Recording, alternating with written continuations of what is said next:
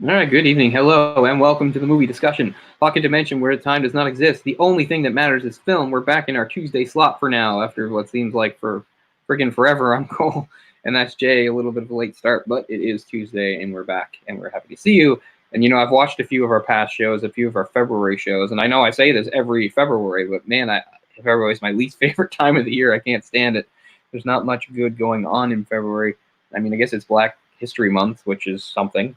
Use that as an excuse to look up some Black history, I suppose. Apart from that, I really don't like it. And everybody says, well, February, it is the shortest month. That's true, but it doesn't feel short. And when it's only the shortest by 1 or 2 days, like, does it really feel that much shorter? So not much of a consolation. But anyway, still, we're glad to get back on track tonight. We have a good movie coming up for you. 1997's The Sweet Hereafter. But as Jay and I were saying just before we went on air, that might be a good opportunity to talk about some current stuff going on in the world of movies. Obviously, we're coming off the Oscars, which I'm sure if you've watched Jay and I on the show before, or even on other shows like The Sausage Factory, like, neither of us are particularly interested or swayed by the Oscars. Usually, like, I don't watch them anymore. I haven't watched them in a million years. Probably the last time I watched them was when I got drunk on air and we watched them.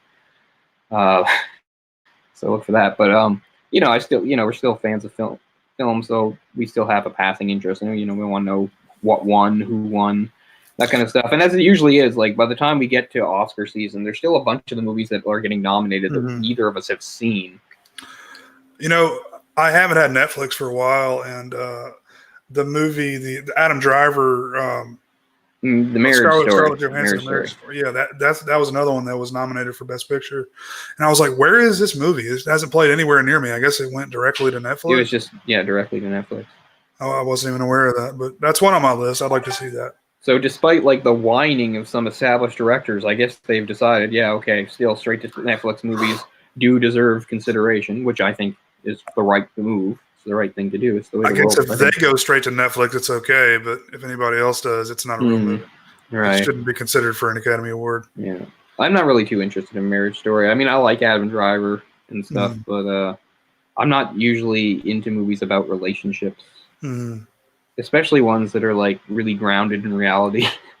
What's funny, though, is I was reading this, I think it was called Hollywood Report or something. They do this annual thing where they'll talk to several of the strange and mysterious people that are the voters for the Academy Awards. And they were talking, and the thing is, they do this article every year where they give them anonymity so that they can, talk about their own biases and who they plan to vote for and stuff. And they talked to 2 or 3 different people in the articles. They're a long article, but the main one was this one described as an older actress, and she's talking about her various biases. And she said she didn't like Marriage Story because she thought it was like a lie. I didn't see Marriage Story, but that's what she said. She thought it was a lie. What else? She's also felt that. Here's the big spoiler. What we're going to talk about, of course, Parasite winning Best Pictures. Like, she felt like there was no way in hell Parasite should even be nominated because she thought a foreign film doesn't deserve that. And she said she would vote for Quentin Tarantino because, quote, an American should win. She also was annoyed that American characters were being played by British actresses in this year's version because there's so many damn versions of Little Women. If that makes you mad, you're gonna be mad a lot because it happens a lot. Because it's just something about Brit. I don't know. It's the way that they train their actors and actresses over there, man. There's something about it. I mean, look at like any major show right now. There's that's an American. It's usually a British guy. Yeah, I mean, as long as we don't have people playing different ethnicities, there's nothing wrong with like somebody from one country playing a different nationality. No.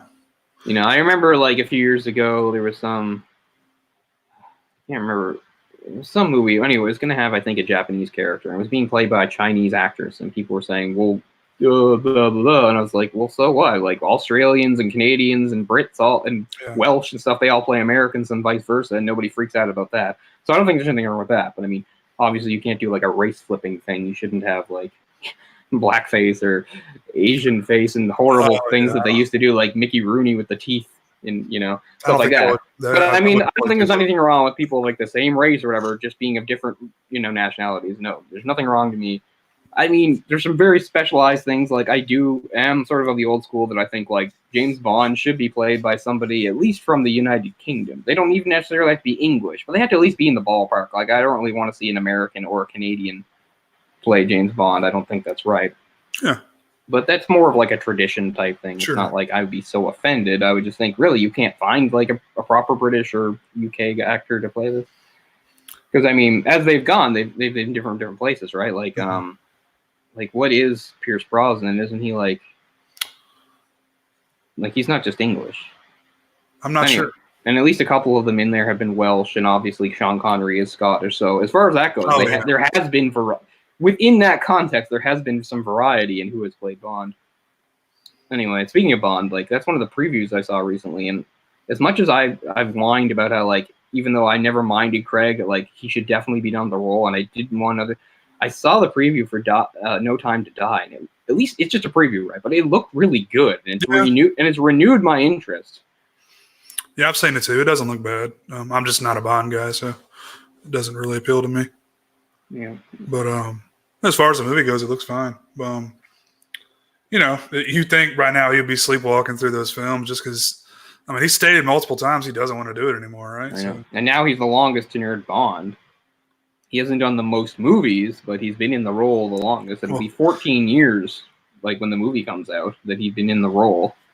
You remember people were pissed off that he was blonde at first, you know? Man, I remember there was like a whole website like that was like had pictures of him like pointing out how like improper he was for the role. Like his hair was too fair, his face was too craggy. He was short because he was 5'11", and James Bond had never been shorter than 6 feet before. As if 5'11" is a huge difference from 6 feet. Talking about an inch here. Yeah. And you know me, I will whine if I think a character is too tall or short for a role, but I'm not going to quibble over that.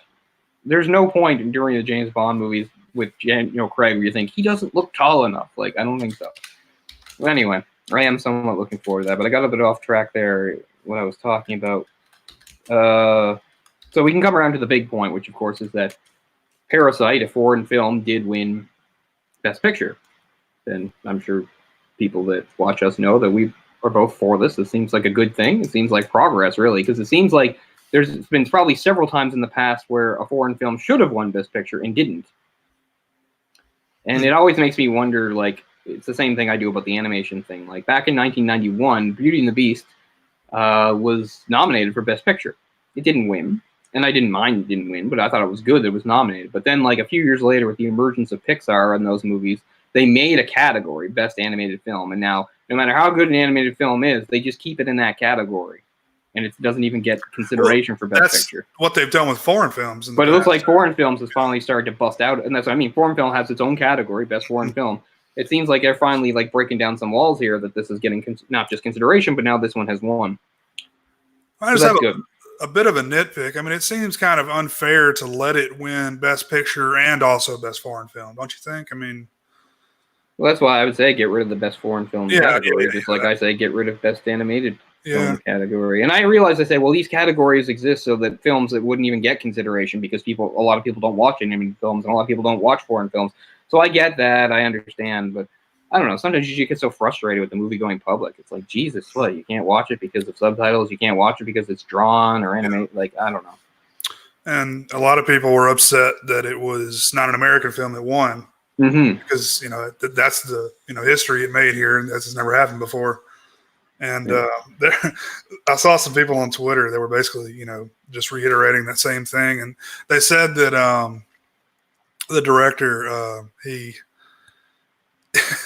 said like thank you, congratulations, or what he said a few words in English, and then he proceeded to give the rest of his speech in Korean, and they was pissed off about that, like I guess because I mean, English is not his first language, so. No. And guess what? The Oscars doesn't have an official language, people. That's very, He could have said everything in Korean if he wanted to. The fact that he even spoke English is kind of a courtesy, really. I mean, he obviously feels more comfortable speaking Korean, so. He has every right to. That's exactly. I agree. And like these ideas that the Oscars is some sort of like American institution and English is like, I don't think it's ridiculous. I mean, people from all over the world are involved in these movies. Even the super American movies have people from other countries contributing to them and working on them. Apparently it's international film now. I mean, I guess that's a nicer word.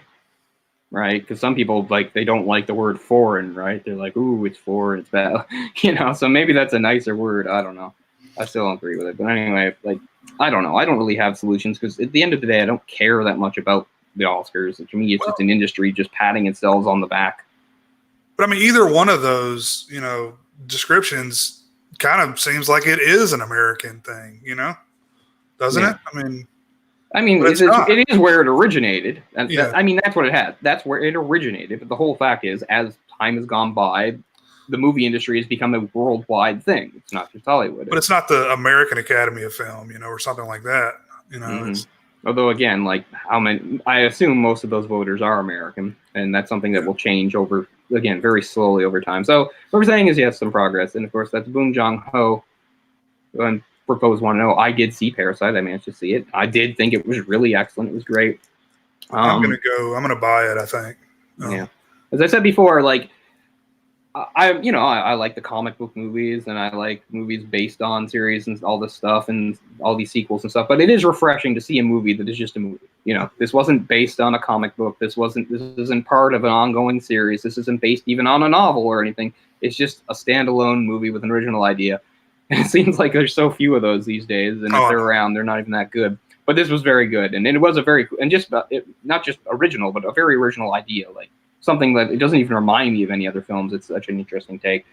But yeah, I was watching our episode on Mother, which we did 3 years ago, another film by Bong Joon-ho, and I was talking about, at that time, I'd only seen Mother and The Host, and I was saying like how I thought one of the things that seemed clear to me was that he likes, as different as the subject matter in those movies were, is that one thing that tied them together was he seemed to be really interested in the idea of the family and the family dynamic, the family unit and stuff.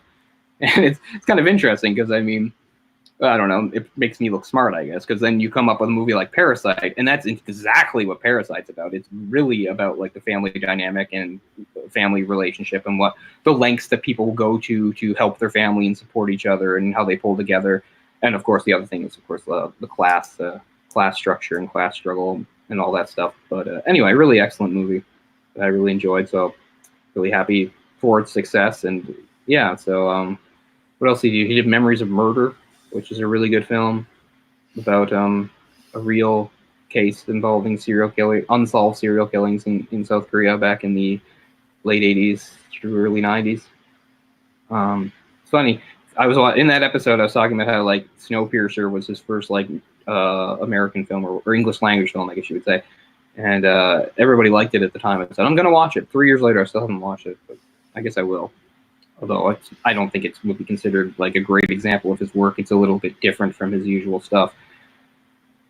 But yeah, he did that, and then the other. It's mostly in English. It's Okja. I'm not sure how you pronounce it. Yeah. O-K-J-A. Yeah, that was a Netflix movie too, right? And it's, I mean, that's where it played, for me. And it was interesting. It just kind of, not really something I would normally watch, but just, he's all over the place with genres. So yeah, but he does seem to have some stylistic elements and thematic things that tie things together. And for me, it really seems like, with the exception of something like Memories of Murder, which is very much a police procedural type thing, it really seems to revolve around family.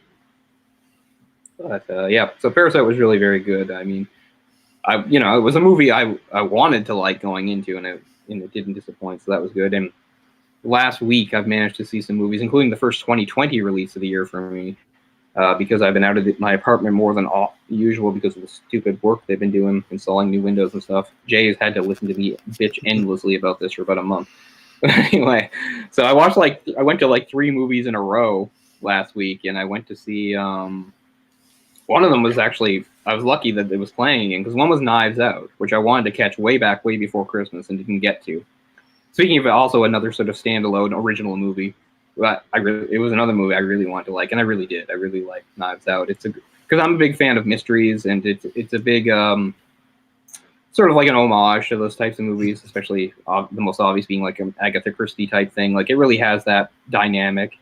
It's about like a rich patriarch guy dying in his big crazy house at a time when a bunch of his shitty relatives are all there, right? Mm-hmm. So it has all, so It's sort of the classic setup, but I promise it is original in its delivery and stuff, and it has lots of good actors in it.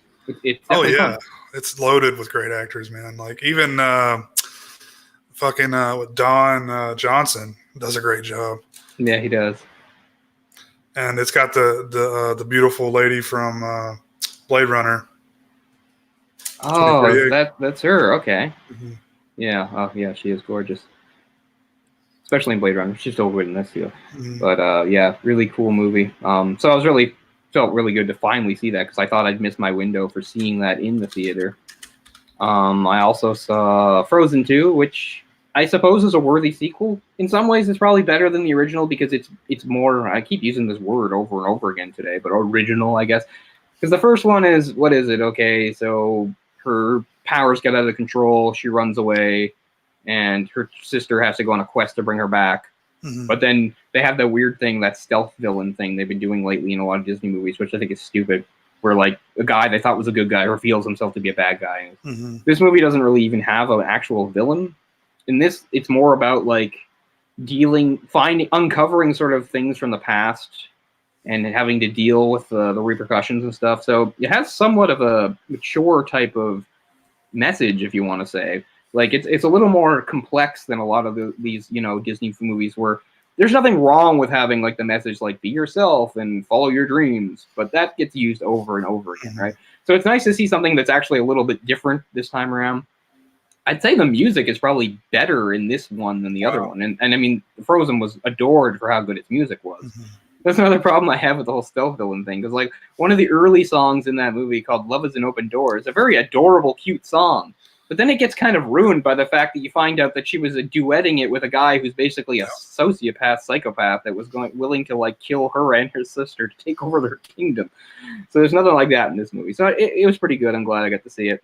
And then the third movie was the Birds of Prey movie, which I did not like, but I was not expecting to like it. The best thing I can say about it was, is it better than Suicide Squad? Yeah, it's better than Suicide Squad, but it's still not good. Is Basically, Joker no, he just gets mentioned. And I think they say Batman once, Eric.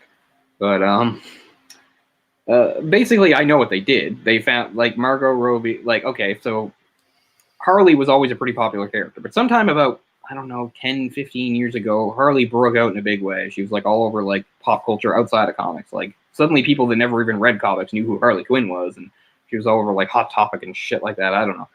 And then they were really excited to do a movie with her, and they did pretty good casting with Margot Robbie, and she plays it pretty well in that Suicide Squad movie. So they're like, okay, throw all that in the garbage, but we'll keep her as Harley because that's pretty good. And we'll build a movie around that. And that's what they did. And it really shows that, like, Harley was the only thing they gave a shit about or put any effort into, because all the rest of the characters are not well cast. They are not well written.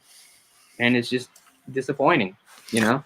Oh, why is Rosie Perez in there as Montoya? She's 150 years old.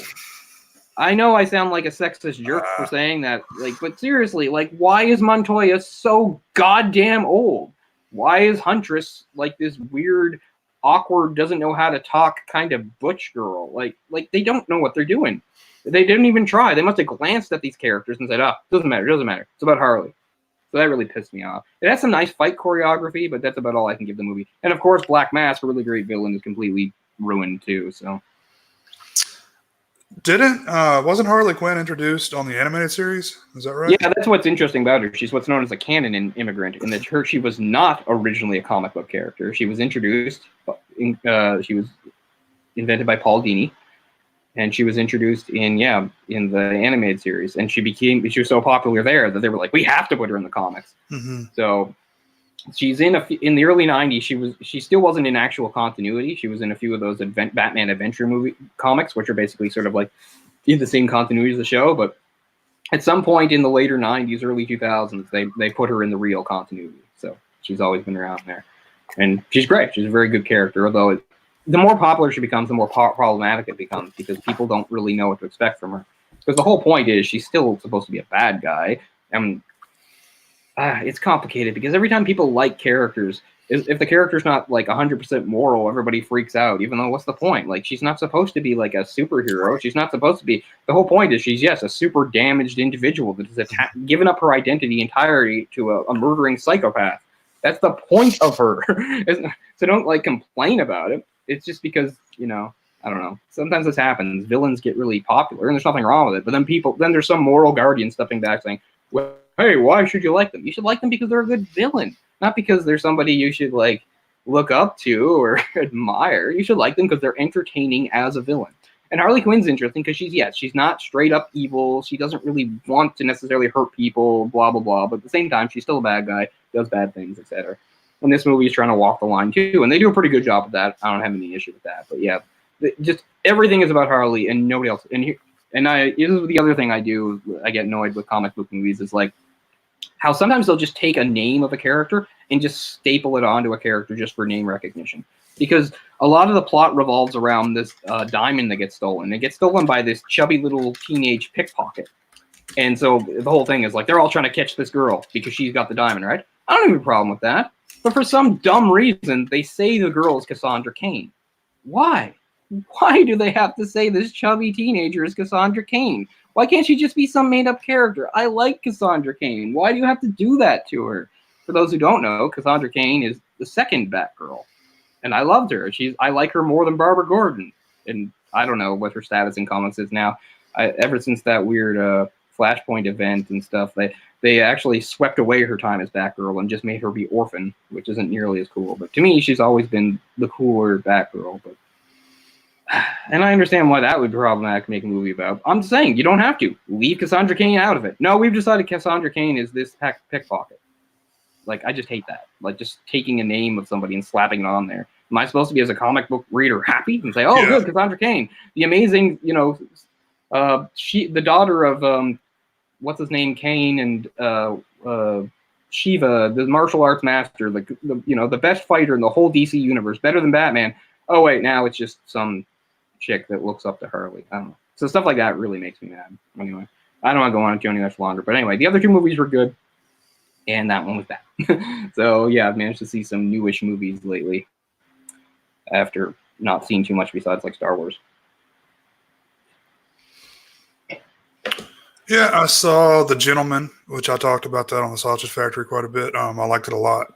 It looks interesting. I may go see it again tonight, actually. That's how much I liked it. I still have another gift card left over. Maybe I'll go see it this week. And what else have I seen? I watched a lot of stuff lately. I can't really seem to remember. Been watching a lot of series on Netflix. Oh, yeah, because you didn't have Netflix for a while. Now you got it back. So, yeah. Yeah, it's like all of a sudden all these movies are on Netflix that I want to watch. So, yeah. Like I saw The Kindergarten Teacher last night. I don't know what that is. Maggie Gyllenhaal. Yeah, so Maggie Gyllenhaal. She was in Secretary when we were talking Secretary before the show. Anyway, sorry, go on. Yeah, it was okay. It was. I don't know what it is. Kind of boring. She's a kindergarten teacher who's like really into poetry, and one of her students turns out to be like a really like great poet, but the parents won't let her like do what she wants to do with him, and she eventually like winds up kidnapping him. And I mean, not in a aggressive way, but yeah, that's interesting. Yeah, I mean, I generally like those sort of teacher type movies, like, I don't know, like Finding Forrester or whatever. Like, yeah, this is different, a little different though, because the kid is so much younger. Yeah, he's like 5. Man, how do you even recognize good poetry from a 5-year-old? I know. Like, because even if they wrote something good, like, it could have just been a fluke, right? Entirely by accident. Doesn't mean they could ever replicate it. Basically, she wanted to ride his coattails, because she couldn't get anywhere. She couldn't get published. Okay, so she's not necessarily a sympathetic heroine. That's interesting. Well, I mean, she is to an extent. She's kind of going through a midlife crisis, and just having some problems with her life. Okay, so that's on Netflix. I might look for that. I wouldn't really recommend it, but it's not horrible or anything. I only watched it because it was on like a most disturbing films of the year, and it's really not disturbing at all. It doesn't sound like really, unless there's some sort of like rape scene I don't know about. Either 17 or 18 is when it came out. And, I mean, she's naked a lot in it. I mean, if that's disturbing to some people, but. Come on, people, she's not that old. Oh, she looks good. Yeah, I'm sure she does. But, yeah, it wasn't. I mean, I guess the shocking element is when she kidnaps the kid, I guess. Even though, again, it's not like, he just thinks something's up, Yeah. The kid. It's a little Indian kid. So that's not bad. I'm trying to see what else I've even seen. I know I've seen some stuff since we did the show last.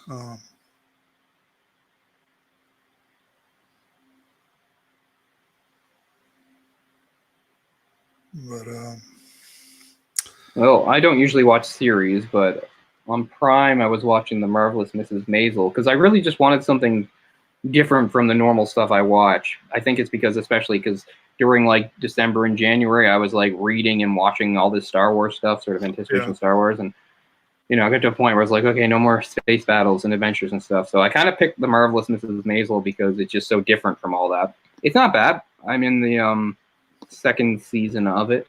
It's just I don't even think this is a criticism of the show. This is more about me. This is one of the reasons I don't really watch shows. And this even goes to other stuff. Like, for instance, years ago, before they had built up a whole universe around, remember the first of those like sort of good DC shows was the Arrow show, right? And I was watching the Arrow show and I thought, this is pretty good. But my problem with it was anytime it wasn't about Oliver himself, I did not care. It would go to like his sister or brother or his girlfriend, and I didn't care at all. And that's kind of what's happening with this. And I don't know if that's like good writing or bad writing or just me personally, but it's the same thing is happening with this Marvelous Mrs. Maisel show, which is about a woman in the late 50s who sort of accidentally becomes a comedian. That's more or less what it's about, right? For those who don't know. They've padded it out, right? They've had to add padding to add. Yeah. So I like everything about like her and what she's doing and the stuff she's doing with Alex. What's her name? I don't know. She's on Family Guy. I can't remember her name. Alex something. Oh, yeah. Anyway, all that stuff is really good and interesting. But there's also stuff about her, because it also starts with her getting like separated, not divorced, but separated from her husband. And actually her husband was the one who originally had the ambition to be a comedian. So there's all this stuff about him, her parents, and his parents. And it's not necessarily bad, but I just don't care about any of it. All I want to do is get back to her and what she's doing with her career. So yeah, there's entire like really long sequences because these are, like 50-some minute episodes, right? Where they'll shift over to other stuff, and I just don't care about that. But I haven't fast forwarded any of that. I've watched it all, and I mean it's not bad, but that's just sort of my issue with it, which seems to be my issue with a lot of shows. Is like, I'll like sort of the main plot and the main character, but whenever there's subplots or side plots, I can't really find myself caring, and that's what's going on with this show. But I mean, I like it because it's about. I've talked about this before. I like movies movies and things that are about the creative process, and this is one of the few times it's about the creative process of like being a comedian, which is something I find really interesting. So there's stuff like that, and I also like sort of the historical setting, right? It's like New York in the late 50s. So it touches on a lot of like who the popular comedians of the day were. They talk about like Jack Benny and stuff like that. Oh, wow. And there's even a guy playing, he pops up a few times, Lenny Bruce, So that's cool to see. So I like that a lot. And it's must have really high production values. The show just looks fantastic. Like it'll be like a big department store in New York, and my God, it looks like you're watching Miracle on 34th Street or something. It looks really that good. So I mean, I like the show from that perspective, like because it's just a sort of a palate cleanser, I guess, something that's just different from all the other stuff I've been watching lately. Something that's completely not on that track. So it's been nicer in that perspective. I'll probably catch up. The third season, I think, just came out. I'll probably catch up to that soon. The seasons are only about, I think, 8 episodes each. So I'm near the beginning of the second season. It's pretty good, but yeah, I always get really impatient whenever the focus shifts to one of the other characters. But it's okay. Mm-hmm. So I watched another A24 film, and that's primarily the reason why I watched it. But it was First Reformed with Ethan Hawke. Oh yeah, and he plays like a preacher, minister guy, priest. I'm not sure what he is, but at this, it's like a one of those historical churches. It's like super old. They don't really do a whole lot of services there, but that's his church. And he gets really wrapped up in the climate change and like the environment and stuff. And it's really just his descent into madness, essentially. Descent into madness.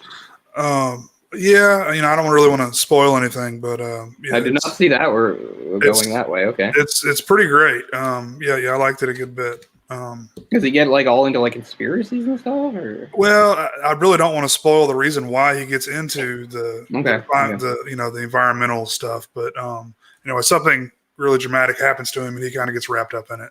Right. And yeah, it actually stars Cedric the Entertainer. Oh my god! As like the head preacher guy. Okay. He's like the head over at the super church, over next door, where they actually do all these huge, every Sunday is just a huge turnout. But yeah, it's really good. I haven't even heard of it.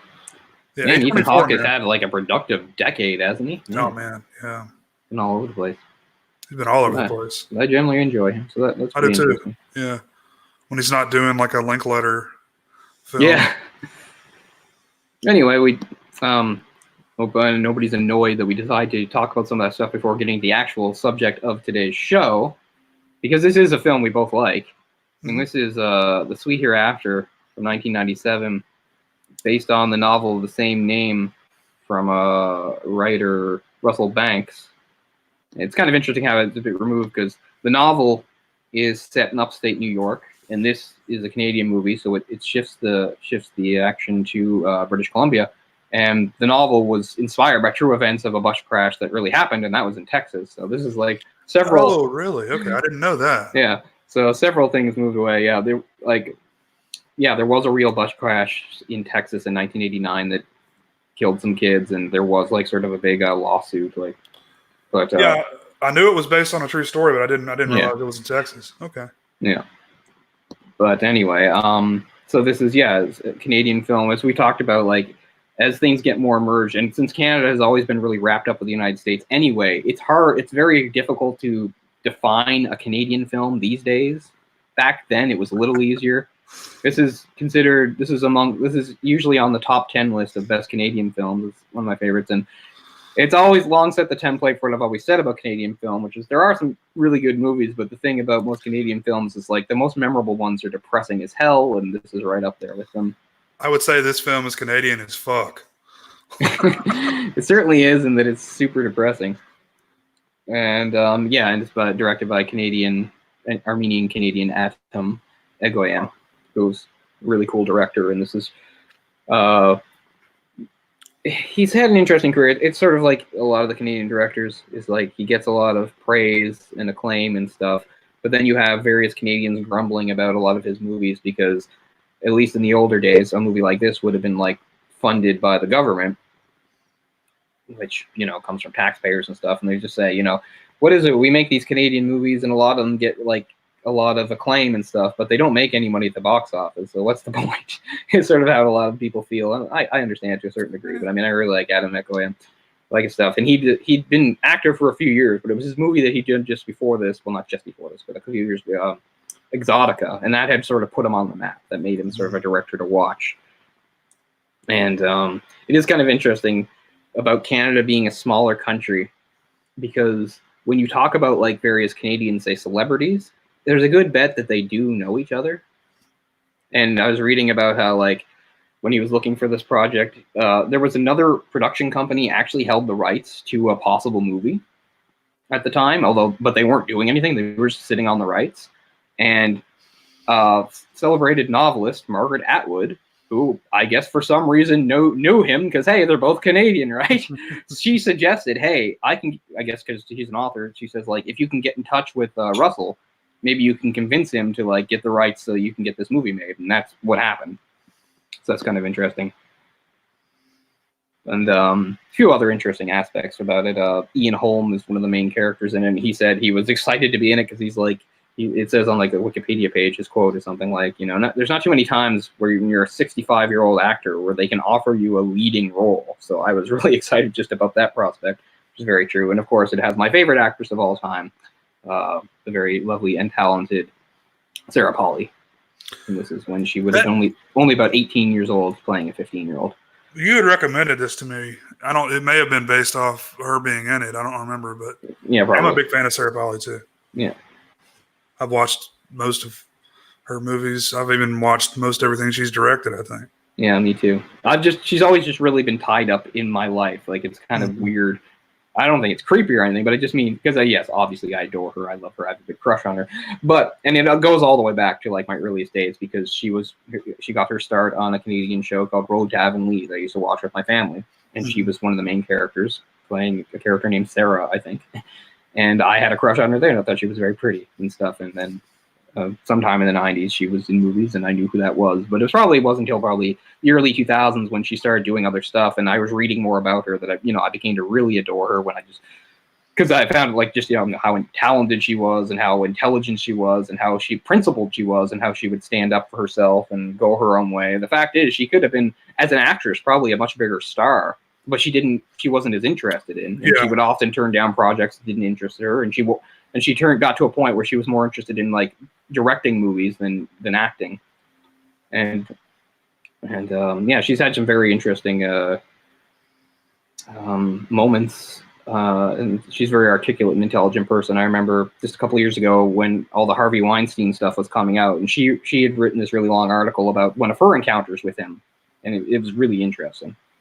And it came down to like, he had his sights on her just like so many other actresses, and the main reason nothing happened was just basically because he was giving that whole spiel about, if you want to get far in this business, blah, blah, blah, where she was like, well, I wasn't under his sway because I didn't really want to get far. I was at a point in my life where I was thinking, maybe I'll just walk away from it. So, the carrot he usually could dangle for most actresses, it wasn't really a motivator for her. It was only one of their initial meetings, right? Like, so what was Go a Miramax? Go. That's right. Yeah. It's a cool movie. I really like her in that too. I'll always have something good to say about movies. I was just trying to think about what would have been Miramax around that time. Yeah, it was Go. Mm-hmm. But yeah, so she only had like one meeting with him, and so he didn't do anything criminal, but he gave off a creepy vibe, and of course, hindsight, years later, like, now I see what he was trying to set me up for, and blah, blah, blah, But the thing was, she didn't fall down that trap because she was it wasn't just because she was creeped out by him, but it was also because she didn't really feel any sort of pressure about, like, trying to advance her career, because at the time she was thinking, well, maybe I don't need any of this anyway. But it's very interesting. Everything she writes is interesting. But a lot of this show is going to be me gushing about her. People just get used to it, but at least this time it's on topic. Take a look at my casting couch over here. Yeah. So let me ask you this. Like, let's say I'm going to hire a new secretary, right? Yeah. And I don't say it, but I'm just like, if, you want to work here, we could, maybe work something out. And, we have sex. Yeah. Is that against the law? I mean, what law is that breaking? It's not against the law, but. I mean, he's on trial for it though, right? I mean. I don't know. I mean, he's on trial because there's women that said like he like did sexual things to them where they were resisting and saying no and everything. Okay. Like it wasn't just like.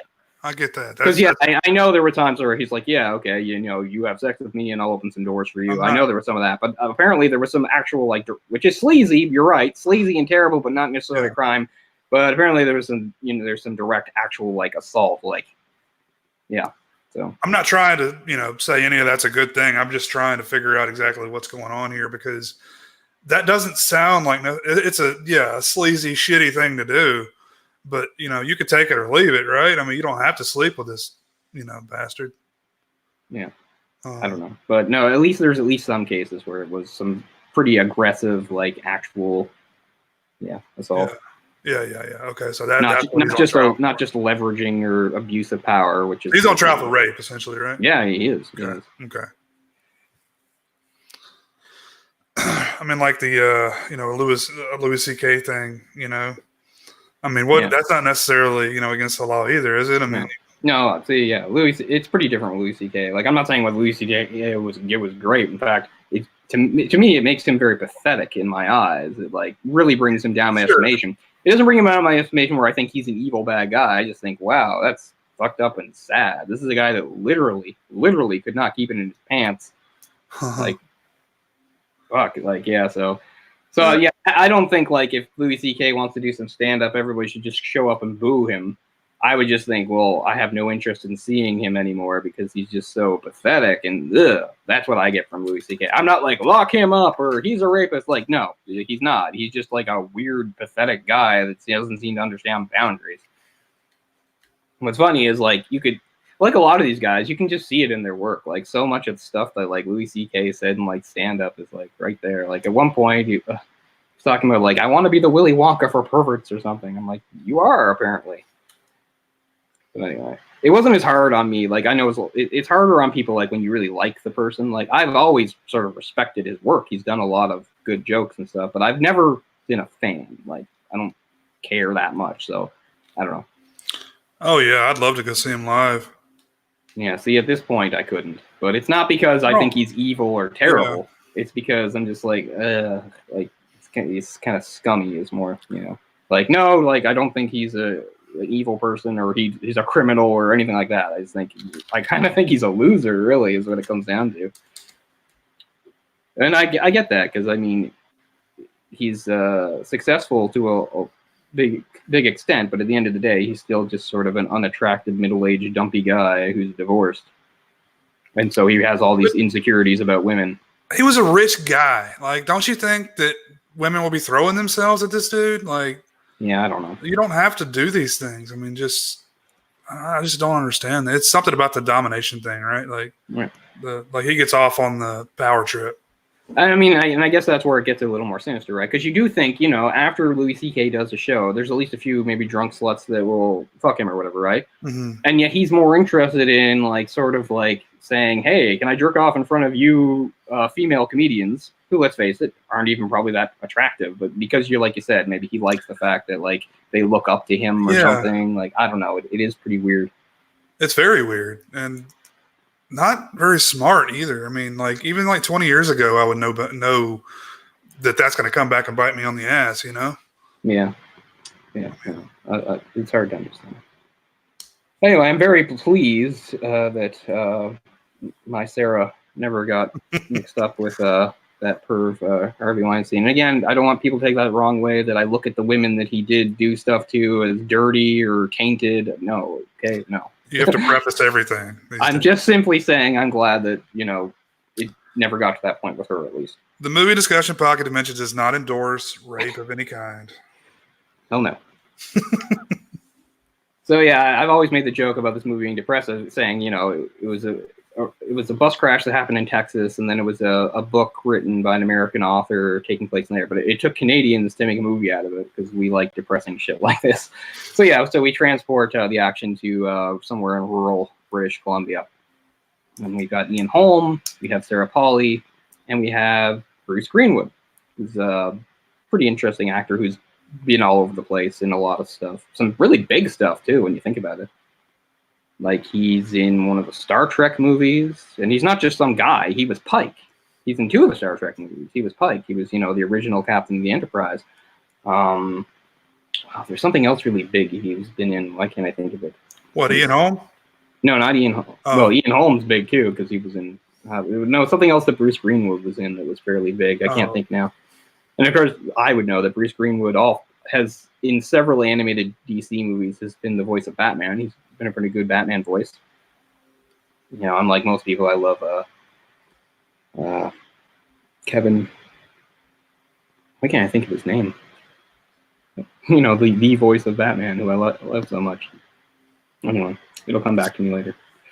But anyway, I'm just saying, I am open to other people doing it, and Bruce Greenwood does a pretty good one, you know, in a couple of the movies. But yeah, Bruce Greenwood, I guess, is the other notable actor in this.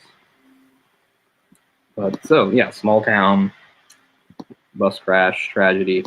So we've done, you know, we've done movies that are sort of like this before. I've talked about like this sort of trope about sort of analyzing the small town and sort of the effects of like a tragedy on the small town. Usually these have to do with like some teenager getting murdered or disappearing or something like that. This one's different in that it's a little less sinister. Yeah, of course. That's not right. No, it's Conroy. Sorry, it's not Conway. It's Conroy. Kevin Conroy. Thank you. Oh, okay. That did jumpstart my brain though, so that got me there. Kevin Conroy. Of course, Kevin Conroy. Yes, he is Batman, but I'm just saying Bruce Greenwood did a pretty good job. Anyway, came back to us. But this movie is, I think, a little less direct and a little more. I don't want to just say subtle, but it is interesting that usually when you have movies that like revolve around a tragedy, I don't want to say they're exploitative or whatever, but they usually kind of make a spectacle out of it in a way. And this movie really doesn't do that. Which doesn't even show it. Yeah, right.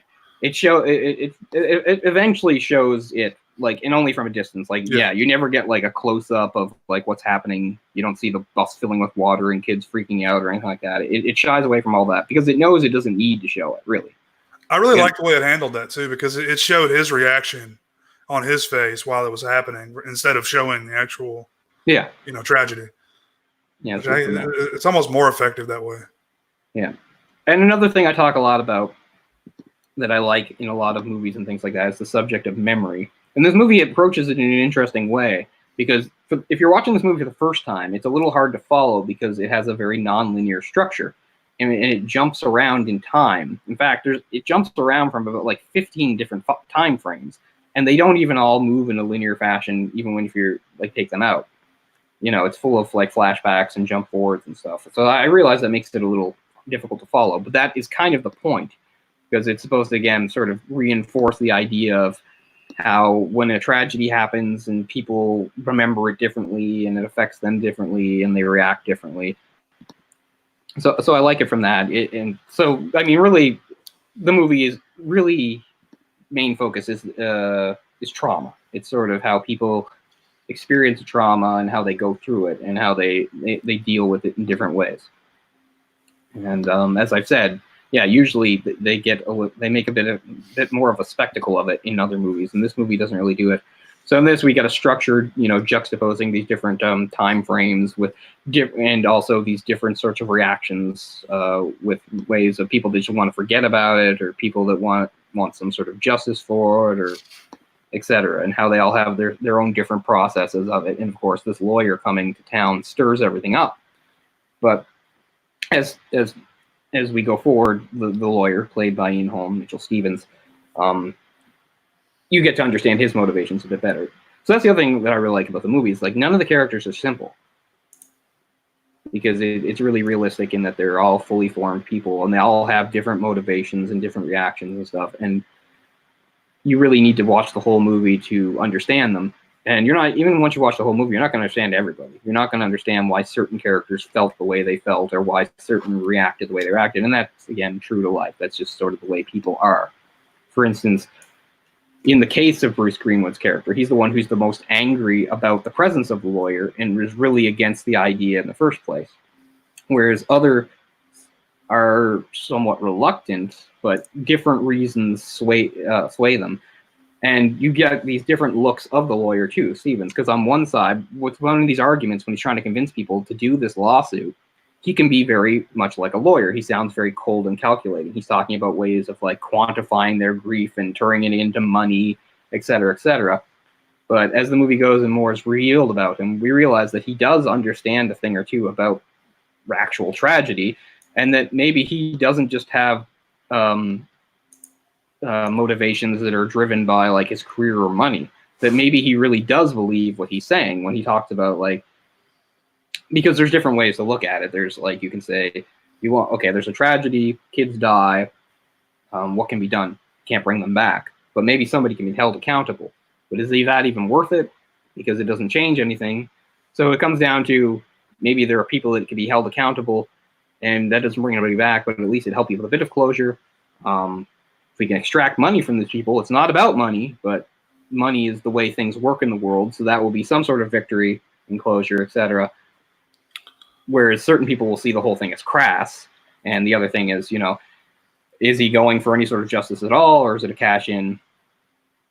And is it about, turning a horrible tragedy just into somebody's financial windfall? So you see that these characters, they all run the gamut. They all have sort of a different perspective on this. And he sort of adjusts his his tactics with each person that he's trying to convince. He seems to understand the best way to get it. But what makes me think that his intentions are honorable, what wins me over, is when he's talking to the bus driver herself. He's saying, you know, you're the bus driver, and she's the one, she's punishing herself horribly, right? Mm-hmm. She blames herself for it. She's so upset with herself. And what he's saying is, what we can do is we can vindicate you. We can clear your name and show you that this was a horrible tragedy, but it was an accident and you're not to blame. So that's really kind of what won me over and made me think, okay, this guy, he does have some honorable intentions in there, because he does seem to really believe that. And as the audience, we're shown that, yes, she is not to blame. That this is something that happens all the time, is that she was a good bus driver, but she hit a patch of ice, and that's that. I mean, I live in Canada, and I know it. I hear about it all the time, this sort of stuff. Yeah. When he mentioned something about moving the trial to another town or something, you know, if it was a trial, she was like, "No, I want it to be here. You know, I want to be judged by the people that have known me my whole life and stuff like that," Mm-hmm. which is, you know, kind of respectable, you know, for someone that, you know, knows they did something wrong and they're willing to pay the price. You know? Well, that's what I mean. I don't think she did anything wrong. But she does. I mean, she thinks she did something wrong. She thinks she does, and it's sad to see. As we said, we see these various people in their various different versions of grief and dealing with it. And she didn't lose any children, but she's maybe the most miserable because she's at the center of it, and she blames herself. And you also see that she cared about these children so much. She knew them. She spoke to them. She talked to them every day. She had their pictures on her wall. She really cared. And it's just awful to see that she's completely destroyed by this, and she's beating herself. And we haven't actually seen anybody in the town blaming her, coming after her. She's just piling it all onto herself. Yeah, at one point she describes the children as little berries waiting to be picked. I thought that was a great way to describe them when they're being picked up by the bus. Yeah. Yeah, it's sort of whimsical and folksy in a way that maybe a middle-aged woman from that part of the world might speak. Yeah. And of course, there is some poetry woven into it. And one of the main differences between this and, say, the book is this allegory of the whole Pied Piper thing, which works on a couple levels. One is the obvious one, in that you've got some force coming into town and taking the children away. But then there's different ways of looking at it too, because then you could just say, okay, but are we talking now in the aftermath with the children already gone? Is there like a second Piper who is this lawyer who's trying to take away our innocence or whatever, right? So you have that going on too. And I think this is a bit weak, even though I like Atom Egoyan. He actually said, like, one of the things that inspired him about it, because he thought of the story as a dark fairy tale, so he wanted to get some sort of fairy tale aspect into it. I guess I don't disagree, but I don't know. I don't know how well that really works. Yeah, I don't. It doesn't seem like a dark fairy tale to me. To me, like, what really stands it apart is how, like, real life it is, right? It doesn't really remind me of a fairy tale or anything fantastical. It reminds me of the drudgery of real life, where kids die and and life goes on, and people live in towns, and they live with their shame and their guilt and their loss, and nothing makes it better, So, and I realize there's different ways to take fairy tale, because the original fairy tales, a lot of them didn't have happy endings, and even the ones that did were very dark and disturbing, right? Like, so many of us grew up on the Disneyfication of fairy tales, and then you look up the real fairy tale from, like, Europe or whatever, and you find out, okay, this involved, like, mutilation and murder and all sorts of terrible things, because that was just how they did fairy tales, which I really like, because there was a stark honesty to them. Because even though they were telling fantastical things, it wasn't all sunshine and roses. Shit got dark, and I like that. Yeah. So you can make that little bit of argument here, but I don't know. I don't really get. Maybe I need to see the context of exactly sort of how he said it, but to me, no, it doesn't really remind me of a dark fairy tale. But still, the Pied Piper stuff is okay. I don't think it's clunky. Yeah. Plus, I like hearing Sarah Polley give voiceover. Mm-hmm. But as we said, yeah, so characters are all very difficult to figure out, really. At first, you think maybe Ian Holm's some shyster. Then you think, no, he really wants to help people. And then you think, okay, he really wants to help people, but he's misguided. But then you think, no, he's not misguided or naive. He's the only one that really does live in the real world. And, so there's different ways of looking at it. Then Bruce Greenwood's character, he's interesting, too, because his wife is, his wife is dead. But he does have a relationship. He's having an affair with another married woman. And he loses his kids. both of them. He had 2 kids, and he loses them. Wow. Yeah. And yet, he has like a different attitude than Nicole's parents, the only people that didn't actually lose their kid. She's paralyzed, but they still have her. Because at one, like after they have that argument, Nicole's dad comes out and says, you know, we're moving on with our lives. Maybe you should. And I'm thinking, that's pretty harsh, man. You still have your daughter. His kids are dead. They're gone. And you're telling him he needs to move on and just get on with his life. But I mean, it's an interesting that his reaction to his children dying is like, it is anger, but it's not the anger you think, because he's not blaming anybody and he's totally against this lawsuit. And in fact, he finds the whole thing offensive, really. Because you would think a lot of people in his position would be, you know, so torn up. They lost their kids, 2 young kids. Like, they just want to go after anybody, blame anybody. But he doesn't do that. He has the clarity to not blame the driver. He's not pointing his anger at a, you know, particular person or something. Right. So. And Stevens, Ian Holm, he even specifically asks him to do that. He says, I sense your rage. Let me guide your rage. And he says, no, it's misplaced and it's wrong and it's crass and I don't want anything to do with it. So it's interesting. You see sort of both sides of the argument. I actually disagree with him, though. I don't think he has any right to tell these people not to launch this suit. Yeah, I mean, I don't really understand his reasoning for not doing it, but he kind of points out, like, you know, this stuff used to happen and we don't do things like that. You know, we don't do this in this small town. We handle it ourselves. Mm-hmm. We don't get, you know, city slickers in here to, you know, do stuff for us. I mean, that's kind of the vibe I got, you know. Yeah. It's a good vibe I got too, but at the end of the day, I don't know how much sense it really makes given what's happened. Although at the same time, like I said, I respect Stevens's position of saying, like, I want to protect the driver and show she didn't do anything wrong. But at the same time, he wants to point blame at, like, either the city or the bus company for, like, making a faulty bus. And as far as we know, there's nothing wrong with the bus. And that's the thing that makes Bruce Greenwood so sure. He's like, I worked on that bus. I know there's nothing wrong with it. And it's true. Like, what could the bus have done? And somebody says something like guardrail. Guardrails can't, you know, guardrails do their job, but they're not going to stand up to a bus. If a bus is careening out of control, it's going to go through the guardrail. Right. What are we going to say? You made this bus faulty because somehow it sinks on a frozen lake.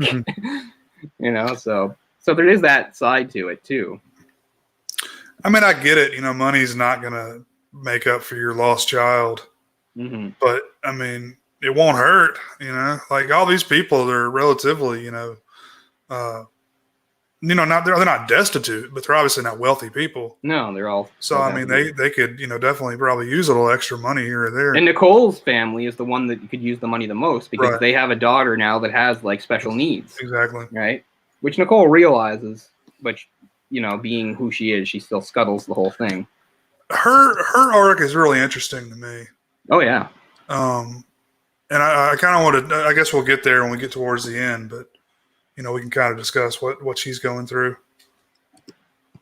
Yeah, no. Like I said, I really enjoy these characters, and obviously she's the one I like the most. I like Sarah Polley and stuff because she is a really interesting girl. The movie has an interesting opening in that it opens with 2 daughters talking to their fathers. It opens, and again, this is jumping in time the way it starts. It opens sometime after the main events of the movie have happened, and Stevens' daughter is phoning him, and he's been through this a million times, and he's just saying, okay, what are you in trouble now? What's your problem now? Because he's got a drug addict daughter who he doesn't see very much, who only seems to call him when she's in trouble.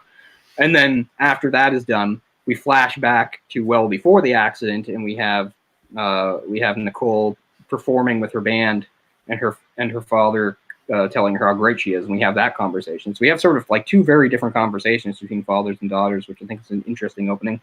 And for those wondering, yes, that is Sarah Polley singing. She does the sing. She's a very talented singer. She never went into music, but I guess she could have. Very nice voice. And later, in the song this movie seems to revolve around is the tragically hip song "Courage," which you'll hear her sing a slow down, stripped down version of throughout the song. But you also get to hear I sound like friggin' Porky Pig here. The actual album version by the Hip, you get to hear that when he comes into her room to talk to her after he has the confrontation with Bruce Greenwood. Anyway, that's cool. That was for a Canadian, that was a big song back in the day. That was huge. Like, that was sort of like announcing the arrival of the hip in a way. Like, that was, I think that was their album, Fully Completely. That was like their breakout album. It was a huge album. That was when they went from like a good band to like Canada's band, which they never relinquished, which I always think is kind of interesting. You can't say that about a lot of countries, especially like the US. The US is too big. There's no such thing as America's band. There could be a band that is the most popular band in America for a few months, but another one's going to come along and stuff like that. But it's usually like regional. It's like a regional thing. It would have to be. But Canada is a small enough country where we had like Canada's band, and that was Tragically Hip, and I'm still all broken up about Gord Downie passing away a couple of years ago. It's still so hard to believe he's gone and stuff. But anyway, that movie, that's a great song, and I think for a lot of people that might have been like sort of the one that sort of announced their arrival. The movie's 97, but that song would have been like 92, I think. Anyway, really big song, really great song. And actually, the subtitle of its title, it's called Courage, but it's also said for Hugh MacLennan. Hugh MacLennan was an author, and he's from my native Cape Breton, so that's kind of cool. He wrote a couple of cool books, including Barometer Rising, which was a book about the Halifax explosion, which is interesting. Anyway, so some content tied in there. But yeah, Sarah Pauli, very good singer. So yeah, it opens with, she's an aspiring singer-songwriter with a lot of talent. And the whole thing is that her father has this sort of like, he's sort of like in love with her in that version of her, because as we could realize they're in an incestuous relationship, right? And you pretty much figure out that that's really the basis of it, is that he like has his daughter and he loves her as a daughter, but then when she's like this performer, this musician, like he's in love with that, and it's a a romantic love and all skewed and weird, and that's why things changed after the accident.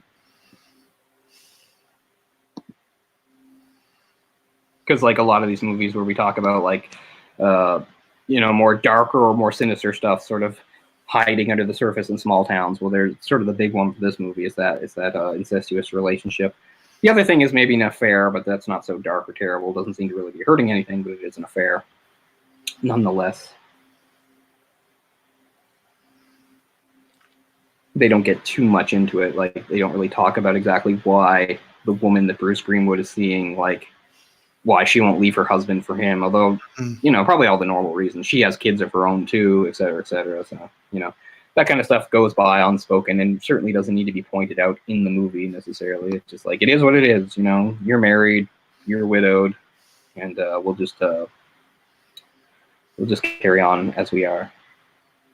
Although you wonder if, like, in the aftermath of the accident, if that's going to continue either, because he's become so different after it that I don't know if he's still even really in love with the woman anymore.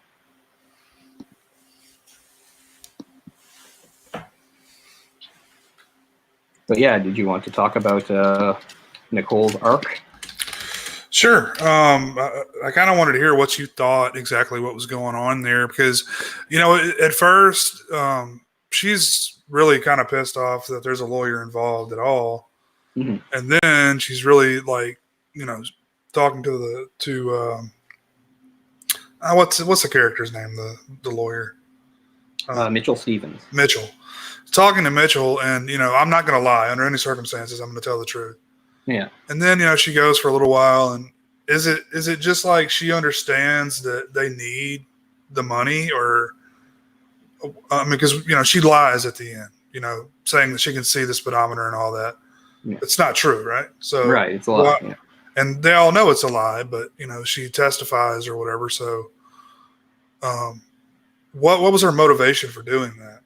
Okay, so there's one I've always believed, and then there's one that sometimes other people believe. Like, I even read like a synopsis of one of it, and it just said something like how like she just saw in the aftermath of the accident how the effect that the lawyer being there made things worse and just started to split her own family apart. I don't really see the way you say. I didn't really see that. To me, it's very clear to me, even though they never have a real talking about it too much out loud conversation. That conversation he has with her after they have the argument where Bruce Greenwood comes to her house and leaves. He goes back into her room to check on her, and he talks about like anything you want to say to me, and she says, "Well, we never used to have to talk."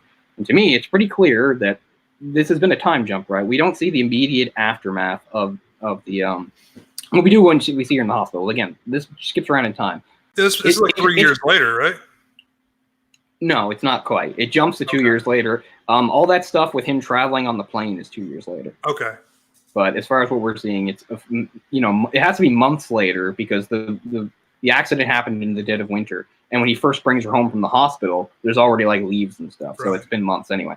But anyway, so it's pretty clear to me in that conversation, it's made clear that since the accident, his romantic view of her has been shattered, which she points out, like she's not the sexy rock star anymore now that she's in a wheelchair, and that that has stopped. They have stopped having sex and stuff like that, and she's upset about it. So it's clear to me that this is her getting back at him for stopping, and that's exactly why he can't say why she's lying, because Ian Holm says she's lying, and he's like, yeah, I know, and it's like, well, he can't say why she's lying. He knows why she's lying because she's mad at him for ending that relationship. But there's nothing, he can't say anything, or, you know, he'll go to fucking jail. So to me, it's pretty clear that's what it is. Okay. That makes sense.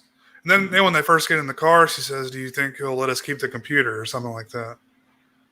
Yeah. Oh, yeah, she's just sort of toying with him, right? Mm-hmm. She knows exactly what she's done and the effect it's had, and she doesn't care. She's mad, which makes sense. She's a teenager, and she's pretty screwed up considering what she's gone through and what she's been through. And I like that, too, because it's not sort of the typical thing. It's not him crawling into her room in the dead of night and you know, her crying. It's actually something that she welcomed and enjoyed and made her feel special. You know, they have their own special place for it, and they have candles and stuff. Like, she liked it. And you know, it is for the best that it ended, but she can't see that at this point, right? All she sees is like, Daddy doesn't think I'm special anymore. He doesn't want me anymore. I'm going to show him. Yeah, I can only imagine what it would be like, someone like in the prime of your life, and you've got your entire life ahead of you, and, you know, endless options, you know, things to do, and all of a sudden you're paralyzed. Yeah, you know, right. Imagine that would be very, very depressing. And while, of course, that doesn't stop you from being a singer-songwriter, there's a lot of image into it, right? Like, you know, I just don't, do we know any pop stars in wheelchairs? We don't. I'm not saying it can't be done. Of course it could be done. Simon Cowell would not tolerate it. I know that much. And I'd be like, lose the wheels, honey. They're a drag. I'm paralyzed. I know. Is your talent paralyzed? I'm not even going to try to attempt the accent. I could do it back in the day, but I'm not going to embarrass myself now. I just always wind up sounding. I got it within a few feet of her about 10 years ago when she came here for the Atlantic Film Festival for one of the movies that she directed. I didn't like yell, go out with me or anything, but I did see her from a distance. She did that movie about the people with Alzheimer's, or the couple. Yeah. Away from her. God damn, that is so depressing. And I know. Since then, like my dad has become crippled with Alzheimer's. So right, I know. And at the time, it's not as close for me, but as I've told you, my mother's mother, that's what like the last like 25 years of her life was. And it wasn't so hard on me as it was hard on, you know, watching my mother deal with it, because my mother was with her every freaking day and stuff like that. And exactly. Every time I bring up Sarah Polley, even my mom's never seen the movie, and she of course wouldn't watch it because of its content. And that's all she brings up. It's like she presents Sarah Polley for making a movie about it, even though the whole point was like to be honest, real about it, not to say it's la-di-da or anything like that. It's sort of show kind of what it's like. I mean, it's different for everybody, but it shows, you know, some of the things what it's like. I'm pretty much watching my mother go through exactly what they did in the film. Yeah. Like we're actually today, my dad was transferred to hospice. So. Oh wow. It's like, so sorry. It's the end, near the end at least, and I'm glad for his sake. But I guess so. No, I mean, in my grandmother's case, she lived for so long. Yeah. She lived till she was 96. Wow. Even when I was a little kid and she was still living in her house with my grandfather, she had bits of it. My mother told me, like, still that wasn't her. She was already changed by that point. But like for most of my life, my grandmother was just somebody that like didn't even talk. Yeah. Yeah. Yeah, that's what the stages, and you can live in the certain stages for very long periods of time, or it can, you know, go really quickly. Or yeah, no, she lived a long time. I mean, there was nothing else wrong with her, really. She didn't have health problems, really. I mean, beyond being super old. My mother was the youngest of four, and she was youngest by quite a bit, which is why my grandparents on that side were so old. Like they died in the mid 2000s. She pretty much took over as the primary caregiver. Yeah, like she was. That point. Yeah, even though she was at like a good facility that was for that sort of thing, my mother still came in every day and fed her and stuff. So yeah, really, really tough. I can remember back in 2007 when I had my my thing, and I was in the hospital for a while, and I just felt even more guilty because I just think like my mother would come visit me in the psych ward and like play cards with me, and then she'd have to go, and then she'd go to the rest home to like feed my grandmother dinner. I'm just thinking, what a fucking depressing life my mother has right now, trying to help people in her family. I mean, luckily I was only in for about a month, but still, that sucks, man. When your body's still healthy and your mind is gone, you know. Yeah, my mother lives in terror that since it's genetic that she's next. I don't know. My mom's already well into her 60s. I would think she'd probably start seeing it already. I think that too. I mean, hindsight, we could have seen it, 15, 20 years ago with my dad, Yeah. Of course, right. He's just getting a little older. He's repeating himself a little bit, but. Did you see Take This Waltz? No, is that a film? Yeah, that's another one she directed. You should see that. It's Seth Rogen's in it, actually. He's not the main guy, but it's about a couple. Well, it starts with a couple. There's a woman, and she's married to Seth Rogen. And in fact, Sarah Polley wrote the movie too. And she wrote the role specifically with Seth Rogen in mind. And they're a married couple. And the whole thing is like she starts to drift from him, and then she has an affair, and eventually like it comes all out and he leaves, which is pretty normal. But the whole thing, as you see, is just sort of like, I don't want to give stuff away, but it's just sort of about how maybe when we have like midlife crises or when we get more distracted by things, how it can make us lose sight of the important things, kind of thing. I also like the opening because it opens in the Fortress of Louisbourg, which is in Cape Breton, which is a really cool historical site. And it opens with her like it's in Toronto, but she's like on vacation and she's watching them do the stuff at the fortress where there's actors going around in costumes and stuff. So that was kind of cool too. I probably didn't see that because I generally don't like Seth Rogen and things, but well, he's only in part of it because she leaves him. Like it's not just like they're together for a little while, but she leaves him and he's absent for a lot of the movie. Then you see him again at the end. But well, I mean, it's about the most like subdued you'll ever see Seth Rogen. He's not making any jokes or anything. He's just some guy, and he's having problems with his marriage, really. And he's not gonna. And he's actually a very subdued person too. Like even when things are bad, like he's not yelling or anything. He's actually a very quiet, calm person. So it's like pretty different thing for Seth Rogen. But it's really all about the actress. I can't remember who it is. It's really all about her. Anyway, it's a good movie. I'd recommend it. Yeah, I've seen Away from Her. I've seen Stories We Tell. Yeah, it's about like her own family. Yeah, and just a lot of shorts, and then Take This Waltz. And there's a TV series that I don't know has come out yet called Hey Lady. Yeah, I don't know that yet. I don't think it's come out. But yeah, Take This Waltz is good. I'm pretty sure you'd like it. As I said, I don't generally like movies about relationships, but this one's a little different because it's less about their relationship and just more about her and her problems. Like you don't really get to find out like. It's not like she's saying like, oh, you did this or you did that, and they're fighting and stuff. It's more just like she just sort of longs to have like an affair, an exciting life, and she just sort of leaves him almost for no reason. Is kind of how it goes.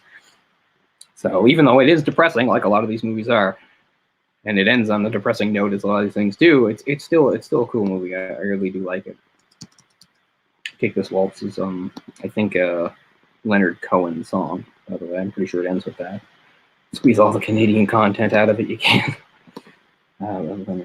So I lost Jay for the moment. He might be dealing with something. So let's jump on ahead here.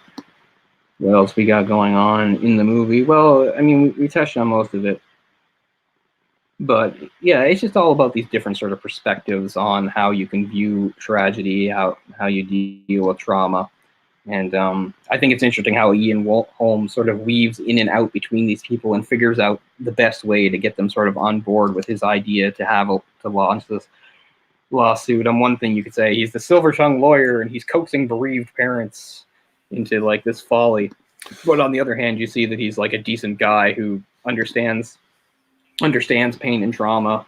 And of course, the movie. I talked about those two scenes, but what it really opens with is a scene from the. Although we don't get context for a long time later, is the flashback where when he's on the plane and he's telling his daughter's former friend about this episode that happened way back when he was a young man and his daughter was only like 3 and how she almost died from a spider bite. Yeah, so that's actually the first thing the movie opens with. Didn't he have to? And at first, you have no idea what it is. He has to do a tracheotomy. Yeah. Or he was about to, and then something happened, so he didn't have to, or something like that. Like he was like seconds away from doing it, and then she started to like recover or something, and they were able to get him to the hospital in time. Like I don't think he actually wound up having to do it, but he was like seconds away from having to do it. Yeah, man, his story is pretty heartbreaking too. Yeah, and of course, and then by the time she's like older, she's become this drug addict, and she's kind of an asshole too. Oh yeah. Yeah. Well, he talks about to a couple different characters about how he can't even really love his own daughter anymore. How she's just sort of become this horrible negative force in his life that just lashes out at him when he tries to help her. And right. Well, if you give her what she wants, you're an enabler. You know, and then if you don't give her what she wants, she hates you. So. Yeah, it's a terrible position to be in, and he's watching her destroy herself and lower herself. He talks about all the depth she's sunk to. Says how she did like low budget porn and stuff sometimes to pay the bills, or not pay the bills, get her fix. And he'd say, I'd get her to like these expensive good clinics and stuff, and then she'd be out on the streets trying to score. And he just talks about how he like winds up dead inside because of it. And he says something like how like you don't even like your love turns into something else. And she's like, what? I can't remember what he says, but he says something really devastating. He says something like piss or something. I don't know, something really bad. Something like that. When she tells him that, she's tested positive or whatever, she didn't say she has AIDS, but, she says, it's pretty well. She doesn't spell it out, and that's what we assume. It's, she's not talking about the clap. Yeah. So that's the arc he gets to follow too, is that he arrives in this town.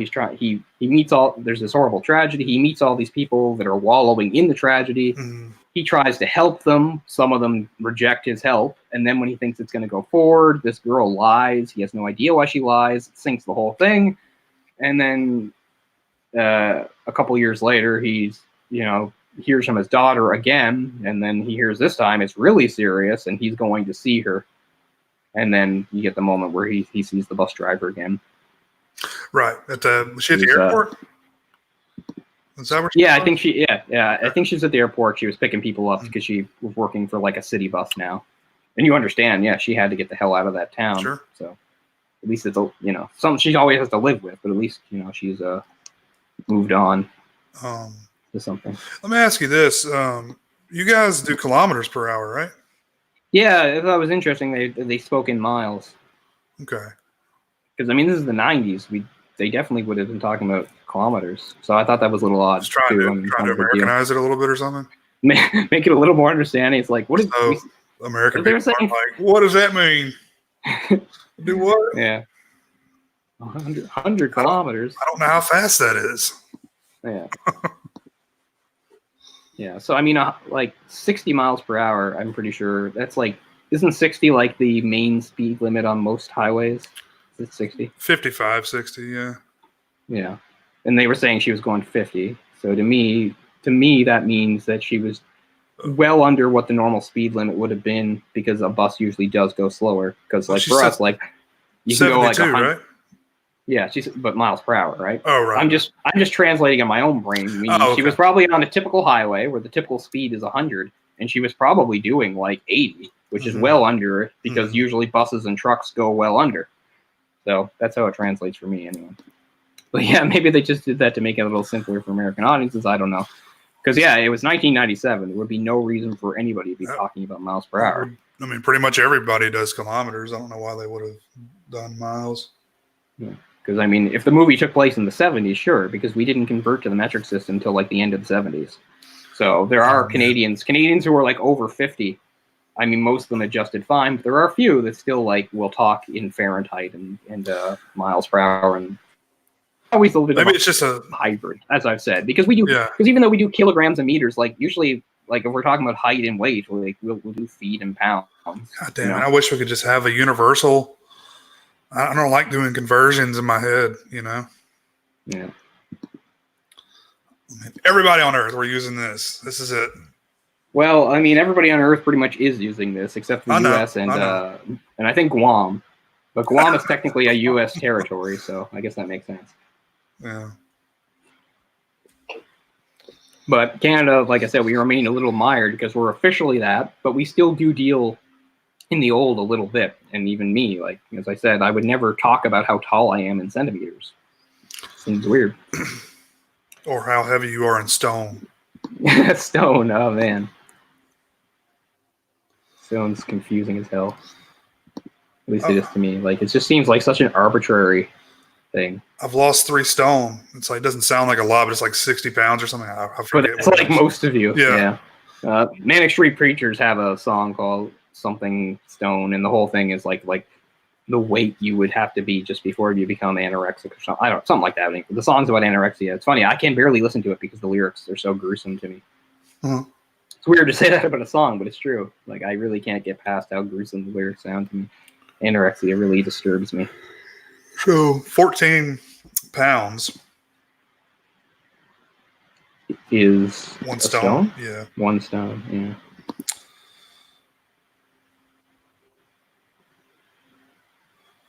It's 6.3 kilograms. How many micrograms? Let's check that. Yeah, I need to know, damn it. It's a metric fuck ton of micrograms. Yeah.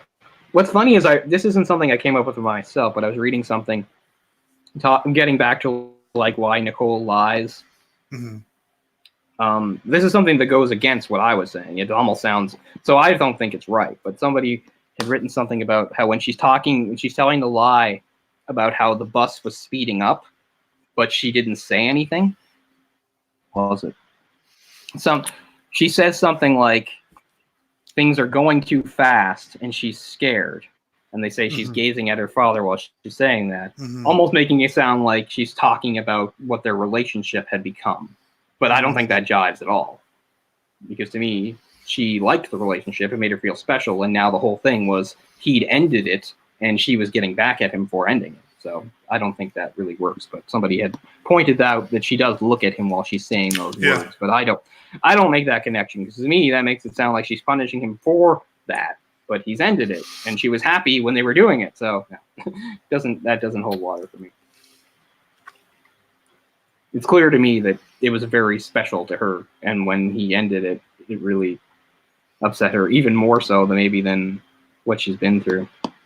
But yeah, as far as Bruce Greenwood's character, it's hard because it just seems like the main thing that upsets him is just the idea of like dwelling on it at all. Like, he just wants to forget about it. It's over, it's done, nobody can fix it, let's just move on.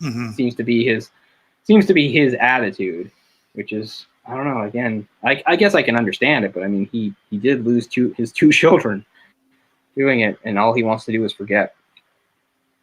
Whereas, like, yeah, you see how the different people need to be coerced in different ways, and Ian Holm's pretty adept at figuring out, sort of saying what they need to hear to get on board.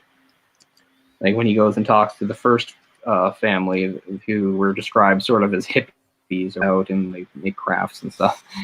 And it's hard, and he knows, okay, they're more bohemian hippie. It might be a little harder to get them to side with the big city lawyer here, but he like figures out ways to get them to sort of come over to his way of seeing it. So yeah, it's all about trauma. And so you could just say, like, at some points it seems like he's like almost weaponizing trauma. And maybe he would even agree with you, because he is talking about like making somebody pay. And by the time the movie's over, we think, well, does anybody really deserve to pay? It seems clear to me that the bus driver didn't do anything wrong, which he believed she didn't do anything wrong. But he wanted to go after the city and maybe the bus company for, cutting corners and giving a bus that's not safe. But what bus would have stood up to that? Buses are going to slip on Patch's Vice. A bus is a huge vehicle. It will go through a guardrail. And a bus is a huge vehicle. It will sink in a frozen lake. Yep. So to me, there's nobody to blame.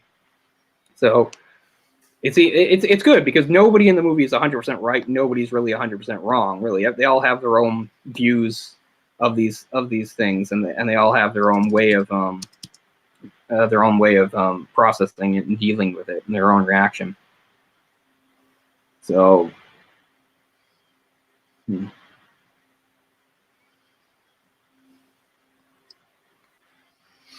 was just looking here. Donald Sutherland was originally cast. Yeah. Man, this would be a completely different movie, I think, if he was in it. Yeah.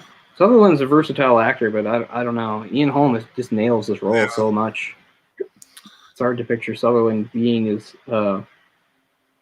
good.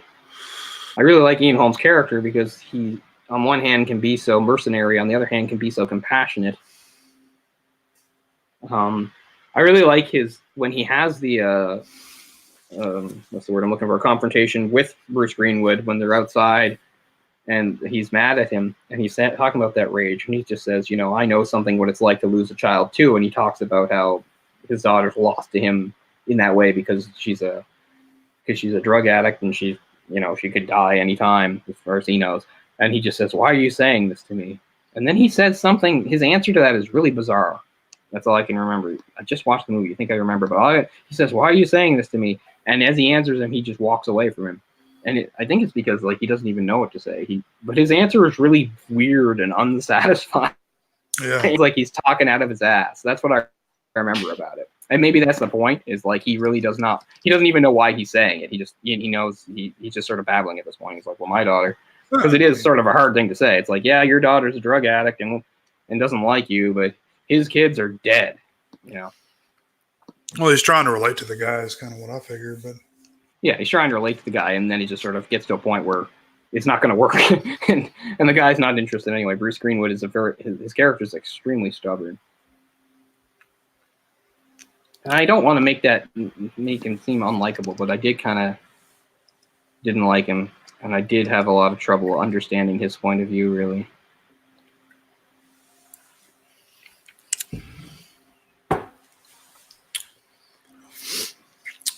I mean, you can talk about how, again, Mitchell is very manipulative in what he's doing, but you could say he's manipulative, but he's doing it for a good reason. And people that want to look at Nicole as a victim, and she is a victim, she's a victim twice over, of course, but at the same time, how manipulative is the father in it? I don't think he's that manipulative, really. She's quite complicit. Although we don't see the build up to it, right? They're well into this relationship they're in. We never got to see how it started, right? So that's kind of left up to our interpretation too. But it had gotten to a point where she was, it was very important to her and it made her feel special. And him walking away from it really upsets her. And again, they don't go into it in hardly anything. So you don't know if he just steps away from her because the image of her, the image he had of her is shattered by the accident, or if it just took this sort of trauma to shock him into realizing that this can't continue, that it's wrong. You don't have any revelation of him saying that, so you don't necessarily have to be super sympathetic with him, but it's possible too. So the movie leaves a lot of that stuff up in the air for you to determine for yourself. But there's no scene of him if they ever did have a conversation about it, it's not shown. Right. It's just months later, they have a very vague conversation where she just alludes to it being over, and he refuses to even say anything about it. He's just like, "Well, good night." Yeah. Which makes sense in a way. He wants to sort of erase it, right? He knows what it was. Yeah. Better to just erase it and never acknowledge it again.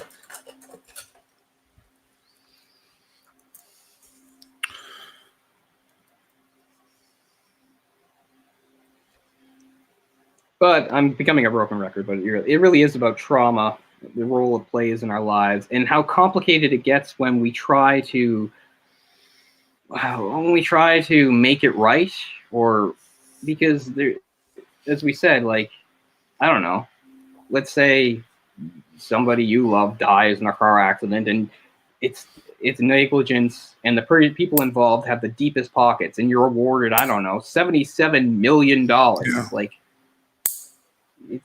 And that's great in a way, but at the end of the day, it's still human life, and it's gone, and there's no way to replace it with any amount of money, even in a crazy exorbitant amount of money. And you wonder, like, how much is it worth? I remember one of the things in like that whole Michael Jackson thing, the Leaving Neverland thing, was when those two guys were talking about the suit that they were launching against the Jackson estate, and they said, people came after us and said, well, when you say it's not about money, then how come all this crazy money is on the line, And they just said, because that's just the currency of the world we're in. This is how you make people accountable. Like, we can't send anybody to jail. Michael Jackson is gone, but we can, make his estate pay, and we're not interested in money. And at least they claim they're not interested in money. I don't know if you should believe them or not, but they do make a point that, like, this is the world we're in, where, you watch Judge Judy and these idiots have a confrontation, and it'll be about over like $400, but somebody else is suing for an additional $5,000 because of like mental suffering or anguish, or whatever, right? And sometimes that's bullshit, and sometimes it's not. But even when it's 100% legitimate, what does money really do in the end? It's not really anything exactly, but it's just the society we've created how else can we make people accountable? How else can we make them pay? We can make them pay literally through their wallets. So the movie talks about that, and just sort of how slippery an idea it really is, I guess, when you find yourself in the middle of it, and how you'd be feeling. Because on the one hand, you've suffered this horrible loss, and now there's some person that says, I want to help you, and you're thinking, you can't help me. Help me, they're gone. They're like, well, I can get you money. And money is what we usually want. Yes, I want money, but in this one situation, money's just not really going to cut it, right? It's like, yes, I spend my life wishing I had money, trying to get money, but now I've lost something that's worth more than money, and now you're offering me money because of it, and it's not a fair trade-off. But who can you be mad at either? It's like, this person didn't take them away. They're just trying to help you what they think you can do. So.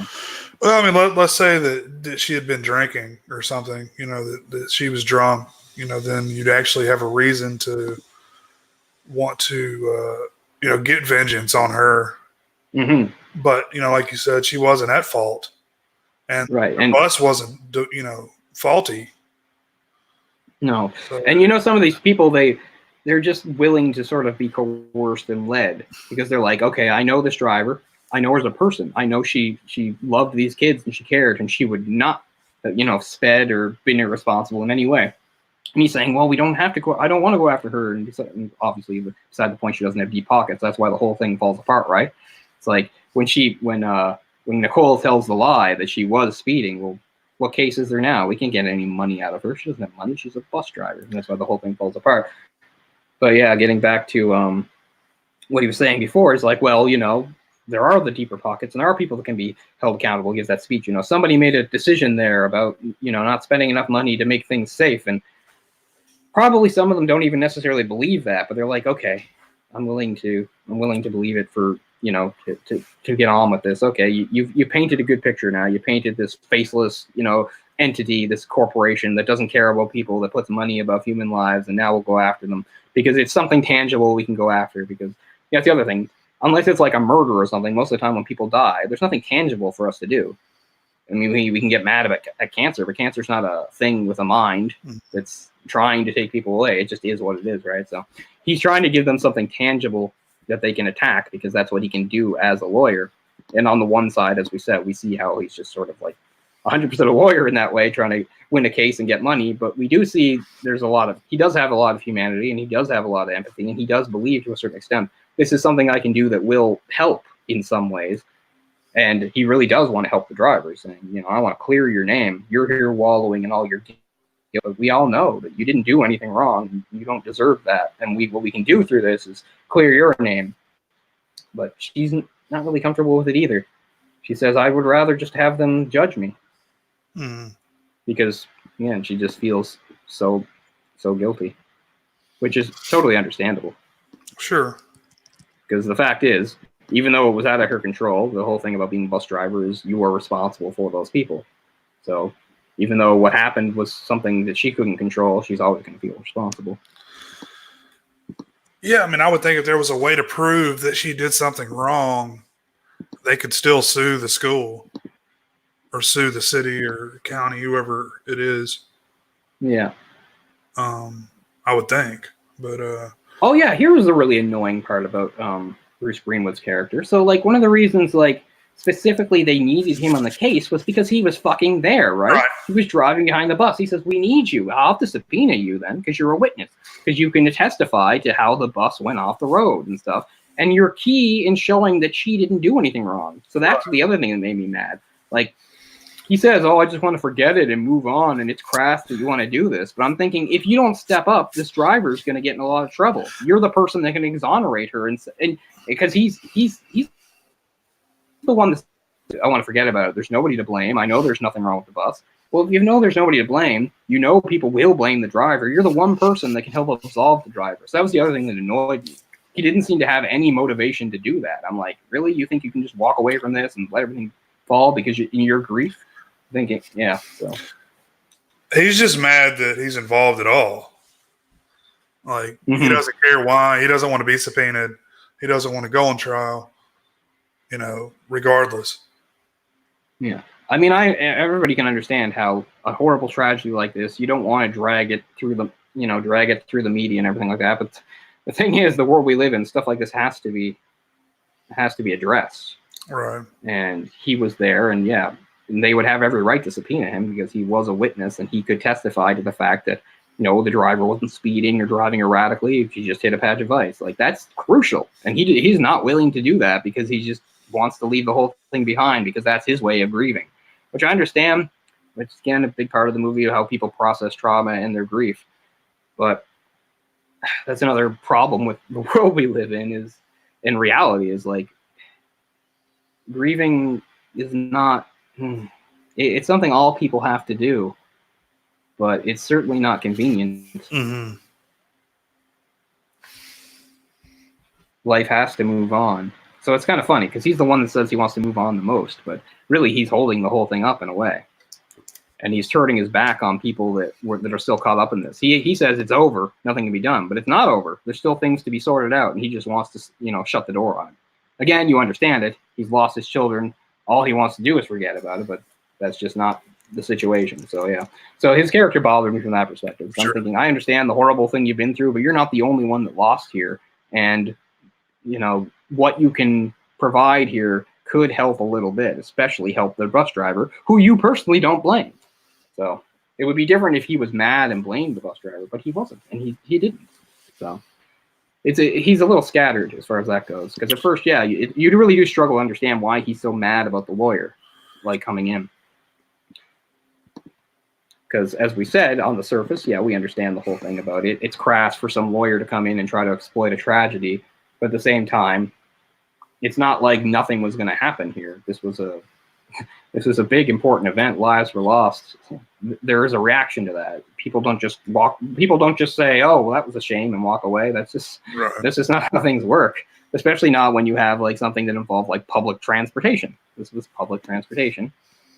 So I don't know. So it does jump around, and it is hard. I can't really be on one person's side. And that's kind of, like, again, the point of why the movie is what it is and why it jumps around the way it does. It's trying to give us the different perspectives, the way different people are processing the trauma and their grief, and the way they're feeling at this given moment.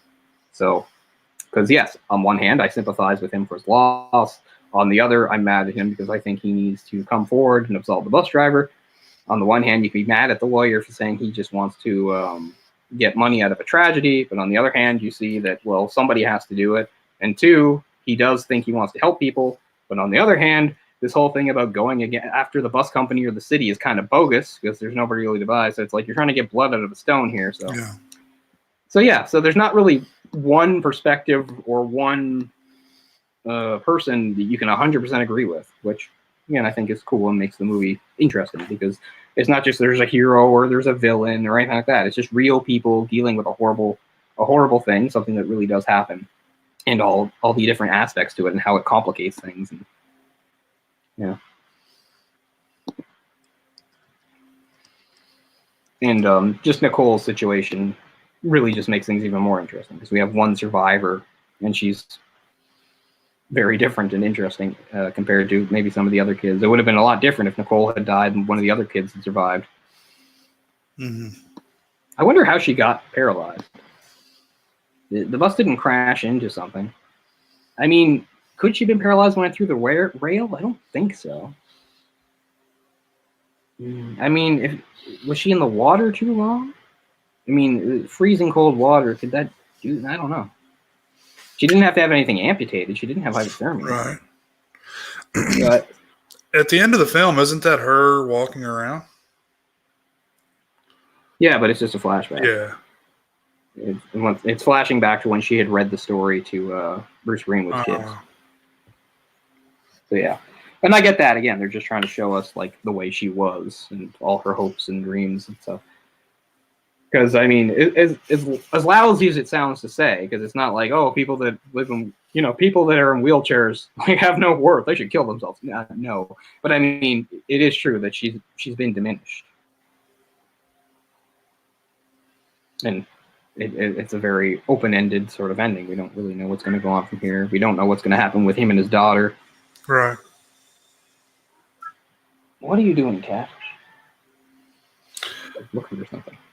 Yeah, so she's in the States somewhere, and he's got to fly to go, I guess, get her and bring her back. I don't know what's his plan. Yeah, it's not really sure what he's going to do, or just maybe he's just going to stay with her. But, yeah, she's been on her, but yeah. Could she have picked a worse way to tell him that news? Hey, asshole! Yeah. By the way, you piece of shit, I've got it. I've got the big one. And you can't blame him for asking her, for the results. It's not beyond her to scam him to get money, right? And she's like, you don't fucking believe me. And you look on the one hand, you understand that anger too. She's telling him something is serious, but on the other hand, I'm sure she lying to him about sorts of stuff. Well, he says that, yeah. I bought her plane tickets, and she never came to the airport, and she says she just wants to come home and see me, but I give her the money for her plane ticket, and she never comes. Like, who knows how many times she's burned him over the years, Because she looks to be mid-20s, maybe older than that. They're definitely. This has been going on for years, for sure. So I mean, long time. That's the thing. He's so broken down from it. The whole thing is just because, and it's really well illustrated at the very start of the movie with the first phone call when he's going through the car wash, because she's trying to act all sweet. Because at first we don't really know what's going on, right? We just know some woman's calling her dad, and she's acting all sweet to him, and he's just like, oh, "What do you want?" And then of course we find out it's because she's long history of drug addiction and doing all sorts of dragging him through all sorts of shit. Yeah. He said, I'll do anything. What do you want? I want money. For what? You don't get to ask me that. Yeah, that's the thing. He said, heroin addict. I do get to ask you that. I gotta flush my money down the toilet again. That's terrible. Because I had to give blood. That's what I do now. I have to give my fucking blood, you asshole. You know what? I know, like it's his fault or something. All he's done is tried to help her. You know why they didn't want my blood? Yeah. She phrases it all as if it's somehow his fault at the core. Everything is his fault. Yeah. And I mean, that's what a lot of people like addicts do, right? They just lash out at everyone around them, especially the people that try to help them. She's probably guilted him into giving her money that way before. Yeah. Don't you love me? So in true Canadian fashion, this movie likes to pile tragedy on top of other tragedy, as various characters pass the despair event horizon, as it's known. The bus driver's done it, but then you also see that he's on his way to that with his daughter. She's deteriorating before his eyes, and he's it's not like he's caring less about her, but he's just, as he says, it's hard. My love for her has been replaced by something else. Right. And it's totally understandable. Yeah, she always calls him Collect. God damn. Yeah. What's up, asshole? It's your daughter. And of course, the title refers to what it means, everybody living in the aftermath of a tragedy. Because things like that, they leave their mark, and there is no washing it away or just forgetting about it. You had your life before this thing happened, and now you have your life after, and everything is going to be affected by it.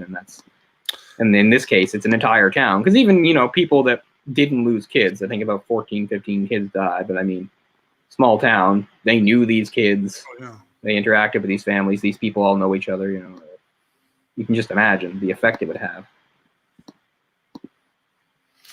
Doesn't she says the sweet hereafter in the voiceover at the end, doesn't she? Yeah, she says that at the end, how they're all living now in the sweet hereafter. And that's what I mean. Like, that's sweet being, I guess, somewhat of an ironic term. Although Right. I guess they could also just sort of mean like maybe about how maybe you numb yourself to these sorts of things too. There's only so much pain you can feel about a thing, and then you just sort of go on and you're numb. Might be something like that. I don't know. But yeah, Donald Sutherland turned down the role, I guess. I don't know why. Well, I think it was kind of a last-minute decision to cast Ian Holm. I don't know. Maybe he got a better gig or something. He's going to do. Yeah. What is it? Casanova 2? Oh wait, no. What was it? Is that what it was? Well, it was 97. Maybe he was too busy on the set of A Time to Kill. Or maybe there were some sort of reshoots or something with that. That was a big movie, so I could see something like that. Yeah.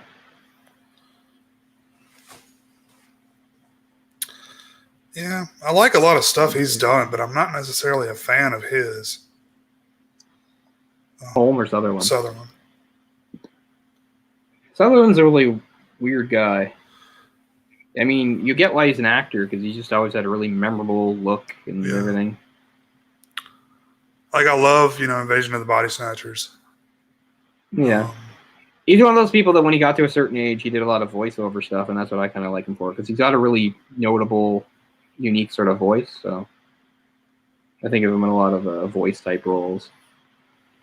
Probably the weirdest thing I've ever seen him in, where he just seemed like so out of place, is Backdraft. You probably don't even remember. Oh. But okay, so Backdraft, remember what the main plot of Backdraft actually is? It's not just like they're fighting fires, but there's actually like a crazed arsonist running around deliberately setting fires, right? And at one point, they visit I think in jail, Donald Sutherland. And it's kind of like some sort of like thing where they're aping Silence of the Lambs. Because Donald Sutherland is another crazed arsonist. And the idea is they're asking him to like get some insight into what's going on. And he's like this weird guy, like laughing at them and taunting them behind the bars, talking about how wonderful fire is. And it just seems so weird and out of character for it to be Donald Sutherland of all people. Donald Sutherland is this weird serial arsonist that likes, toying with the the fire department. I don't know. I remember that being a really popular film when it came out. It really was. That was like when it looked like William Baldwin was going to be a pretty big deal. Was it William? I was thinking it was Alec in that one. No, it was William. Alec was in Hunt for Red October.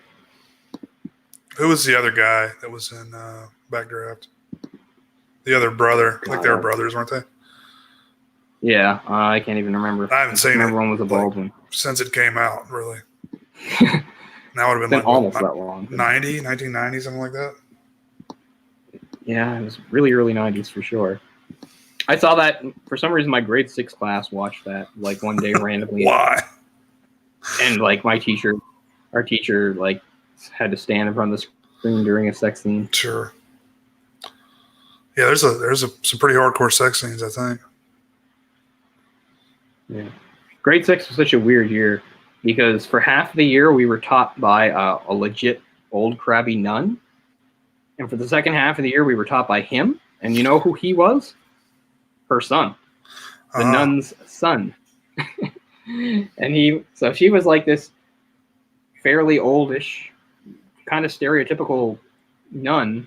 And then for some reason she was gone for half the year, and then we got taught by her son. It's like the nun has a son, and he was this guy probably in his like 30s, and he was like this really big guy that did not look like a teacher at all. Or if he was a teacher, he would look like the typical gym teacher, but no, he was a teacher. So that was weird. So and her name was Morrison. So that year we were taught by Sister Morrison and then Mr. Morrison.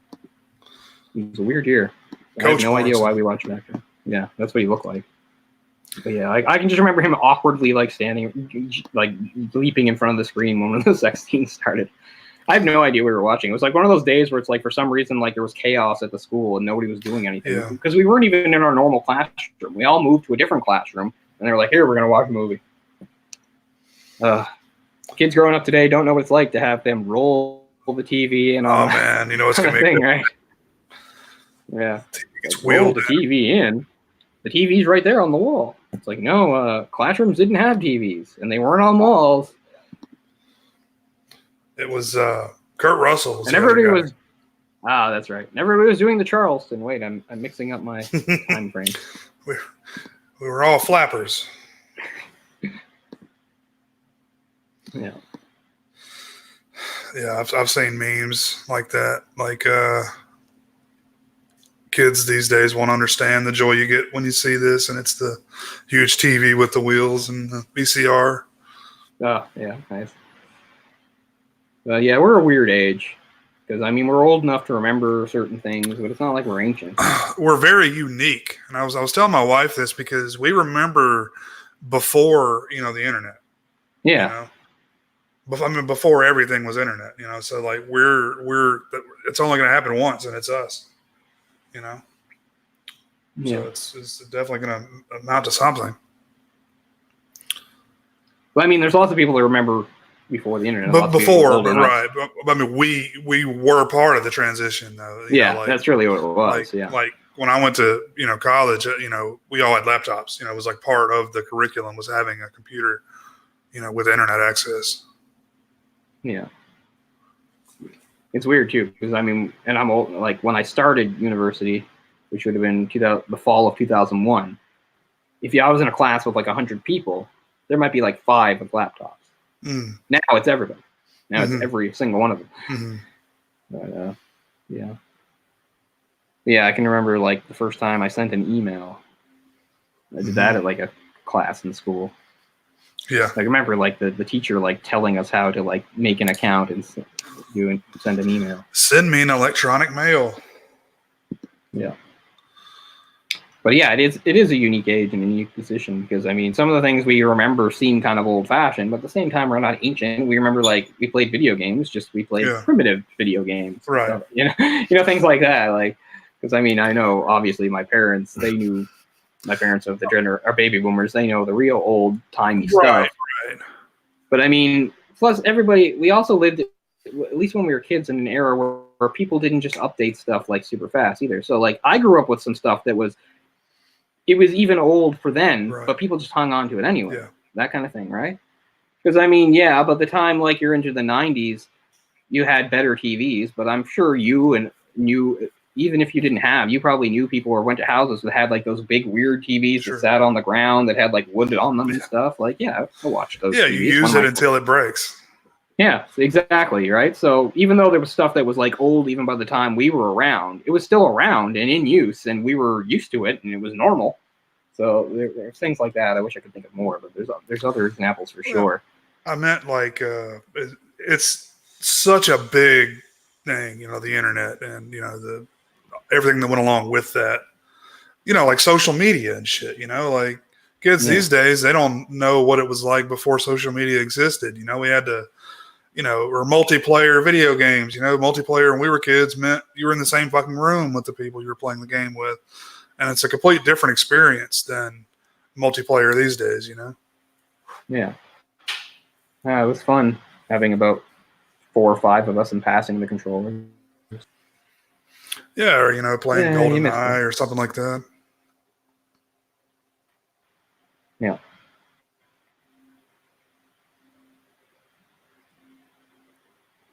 No, speaking of which, speaking of controllers, I just got the cool retro NES ones for the Switch. Yeah, those are cool. Really cool. They're having a sale where they're 50% off. This was part of my crazy spending in January. I gotta take the foot off the gas here. I bought a lot of stuff in January. And a lot of it was for reasons like that. Like, I was like, oh, this is a good sale. I should take advantage. And I mean, it is good to take advantage of sales, but it all still fucking adds up. So I was like, okay, stop buying comics, stop buying books, stop buying stuff. April is going to be an expensive month for me, speaking of games, because like they kept pushing back the Final Fantasy VII Remake release. I mean, I pre-ordered that in August. It was supposed to come out like, I think late January. Then they were like March 3rd. Now it's like April 3rd or something. It's April anyway. And April 3rd is like the same time Resident Evil 3 is coming out. And also in that same month, I think that's when that Cyberpunk 20-something game is coming out, which is really anticipated. So I've been playing through RE2 again, doing all the modes and stuff in anticipation of RE3.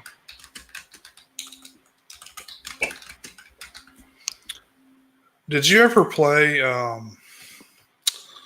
what was it, the Red Dead Revolver 2, Red Dead Redemption 2, whatever? Yep. Or not the second one. No, I still haven't played the new one.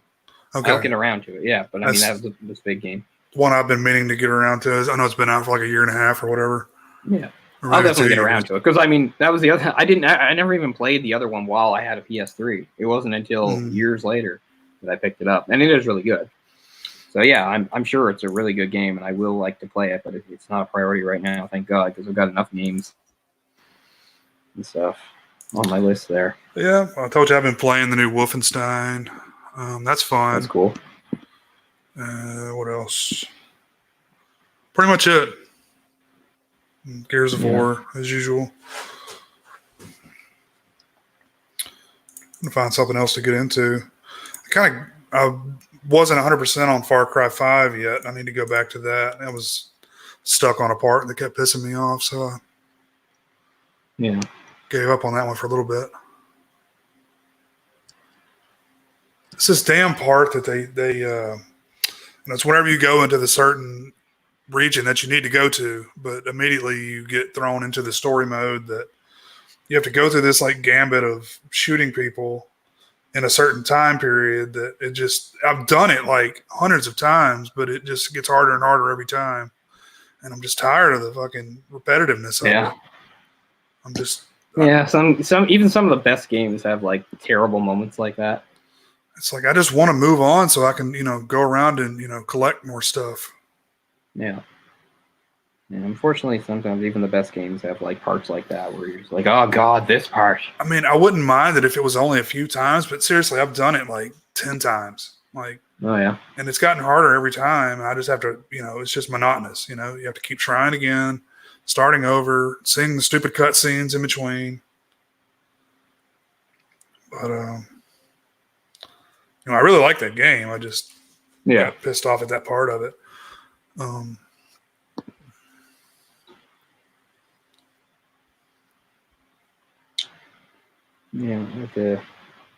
not sure what I'll do for the next couple months for games. Like, just take a little bit of a break, I guess, and get ready for Explosion in April. Because all I'll be doing in April is playing games. You played through Resident Evil 2 too much or too quickly? Oh yeah, you played through like 4 times or something. I played through the 4 ways, and then I just did a 5th way because I was trying to beat the game in under 4 hours. Wow! And I did it in 4:06. And that's awesome. Really the best I'll do because like. I won't go on a tangent about this, but I mean, you can see on like Twitch and YouTube and stuff, people who do speed runs of various games. I totally respect the amount of work it takes and skill it takes to do a speed run, but I have no interest in ever doing one because, for instance, if you want like an S or an S+ ranking on this Resident Evil 2 game, you have to do it at like blinding speed, and that's just not interesting to me. To me, that's just sloppy and not a way to do the game. No matter how many times I play the game, it still is a story, and I like to experience it properly. Yeah. And so, to me, to like let a zombie grab me so I can stab it with my knife and then run around it is not how I want to play the game. Right. And that's what you have to do. What baffles me the most is one of the achievements is beating the game in under 14,000 steps. Like when I was trying to beat the game as fast as I could on the 4, I was over 15,000, and I wasn't even at the lab yet. Like you've really got to know that layout, huh? perfectly, and like you also could never do any sort of side trips or backtracking ever. Right. Like, Man, so like I have no desire of doing that, but it did become an obsession to see like, well, how few steps can I do it in? But no, the main thing I don't do well in any of these games is like I'm too married to holding on to too much stuff when I'm out. Yeah.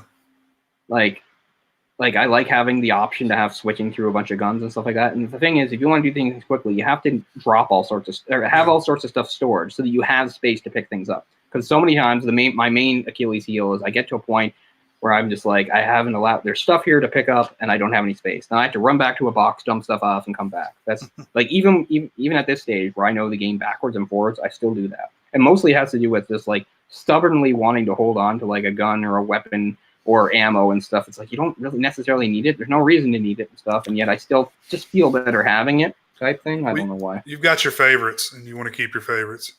Yeah, it's kind of that. I mean, especially once you get to the point when you know the game well, because I like, killing zombies in different ways. Like, I'm not always just going to rely on the same gun. I like whipping out different guns and killing them in different fashions and stuff. So that's part of it too. Yeah. I wish you could have the option. What's too bad is, like, of course, there's a Claire game and there's a Leon game, and they both have different weapons. And when you play the B games, you get access to some slightly different weapons. But there's no way for Claire to ever use Leon's weapons or Leon to ever use Claire's. And I think that's too bad. I wish they could have added that feature. Yeah. Like, Claire never gets a shotgun. Claire never gets a magnum. I mean, that's too bad. And Leon never gets grenade launchers. It's too bad. But anyway, we can circle around here and do a little summing up to finish off. This isn't meant to be a particularly long one. I know we had a bit of a late start, but tried our best to give this some good analysis. I mean, we both like the movie a lot. It's a really great portrayal of tragedy, a small town, and all the different layers that it has. I really enjoy the non-linear structure because it makes things a little confusing for the first watch, but you realize that that's sort of on purpose because it's supposed to sort of keep you off balance to emphasize the whole how shaken up everybody is by the tragedy. And it's also an interesting way of revealing character, especially Ian Holm, because it starts after all this stuff and then it bookends there too, like the whole and it visits it in between when he's on the plane talking, right? Because all that stuff happened this is after he's left, because it's 2 years later when he's actually doing all that stuff, because you find out it's 2 years later when he sees the bus driver at the station there. So I really like it from that. We didn't say much about the cinematography. It's pretty good. A lot of shots of the big wide open sky, which I guess is par for the course if you were in a place like British Columbia. Looks really good. It's not a movie that's necessarily about shadows or light or coloring or anything like that, but when it has its moments to show some scenery, it will, which is nice. I think it probably has some meanings in so many shots of the sky, because there's a lot of bringing the camera up to the sky stuff, which is you can make almost sort of any sort of a statement about that. Oh, it's the human condition. We're looking at the heavens, et cetera, longing for a different life, a different world, which is sort of what Nicole's character was doing. She seemed to have dreams of getting out of this small town and being some sort of singer-songwriter, musician type. Yeah. And Egoyan, it's too bad. Like I need to go back and see some of his stuff, because there's other stuff that I've sort of ignored or just haven't bothered with, like Where the Truth Lies. I saw Chloe. Chloe's not particularly interesting. It's sort of like an example of him just sort of doing your typical Hollywood thriller type movie. It's not bad, but it's just not very interesting. Oh, he did Chloe with what's her name? Amanda Seyfried? Yeah. That was actually a remake. Yes, it was, of a French film. Yeah. I didn't realize. Anyway, I saw it. It's got Julianne Moore and Liam Neeson, and it's not bad. It's okay, but it just seems like an example of like a foreign, in this case, Canadian, but a foreign director's like being handed the keys to like a more normal movie or mainstream movie and saying, here, you can do this, but like, and it's it doesn't really have his stamp on it the way the others. Exotica, I think, is his most interesting movie, and really the movie that put him on the map and made him somewhat of a name and somebody to be sought out. I've seen people make comparisons between him and Steven Soderbergh. I don't know. I guess maybe. I'm not so sure. Where the Truth Lies looks kind of interesting. It's it's kind of like a mystery thriller type thing. It's got Kevin Bacon and Colin Firth, and it's set in the 50s. So that seems kind of cool. Seems to be like more of a straightforward, almost like noirish type movie, which makes a bit of sense when you see like Exotica, because Exotica has all those noirish elements. It's not actually a noir, but it has all these cool like noir elements to them. But trying to think what his most recent thing is. I think I'll have to look it up because I can't quite remember. But I know he's pretty much steadily put out movies. He hasn't had a gap. Let's see what like the. Oh yeah, did you see Devil's Knot yet? Which is the one about the West Memphis 3 thing? Yeah, I did. Was it like Reese Witherspoon or someone in that? Yeah. Yeah, I saw that. It's an interesting movie for him to do. Mm-hmm. It was okay. Yeah. He did the Cat Team, which is interesting because it has like sort of your typical Canadians. You got Ryan Reynolds in there. You got Scott Speedman even. But then you have Rosario Dawson somehow. I wonder how she got involved. Because, I mean, it's not just a Canadian movie. It's even set in Canada. I'm not saying, Rosario Dawson can't play a Canadian. I'm just saying it was a little interesting. I'd be interested to see that movie. It sounds pretty cool. It came out in 2014. It seems almost a little bit like that movie Prisoners in some ways. Because it just seems like a small town dealing with... once again, it's small town dealing with tragedy, although it's a little bit different here. And, of course, Prisoners is done by maybe the hottest Canadian director right now, Denis Villeneuve. One of my favorite directors. Yeah, he's amazing. Who had his own sort of humble sort of Canadian beginnings with movies and then moved on to like big stuff. Actually, what's funny is so he did this movie. This is Villeneuve. He did a movie called Incendies back in 2010, based on a play of the same name, and it's about these they're Canadian born, but they're Middle Eastern. It's never actually revealed. They don't make a point of saying what country, but they're Middle Eastern. Anyway, they're twins living in Canada, but they get like I don't know, a letter or something. Anyway, something about that happened back. It seems to have happened during the Lebanese Civil War, which was like most of the 80s or something. Anyway, it's about how they had to travel back to find some answers about their family. It's an excellent movie, but it really reminds me of something Atom Egoyan would make. So at that point, I would have thought like Denis Villeneuve is like just sort of like really channeling or even ripping off Egoyan. But then, of course, after that, he would go on to like make way different stuff and some big blockbusters. But yeah, Incendies is a long movie, but I would recommend watching it if you can find it. It's not like really long, but it's like well over 2 hours. It's a really good movie. It actually got, speaking of Best Foreign Language Film, it got nominated that year. It didn't win, but it got nominated for Best Foreign Language Film at the Oscars year. But anyway, but yeah, Villeneuve's amazing. And that I was saying, like, I've never been a fan of Dune.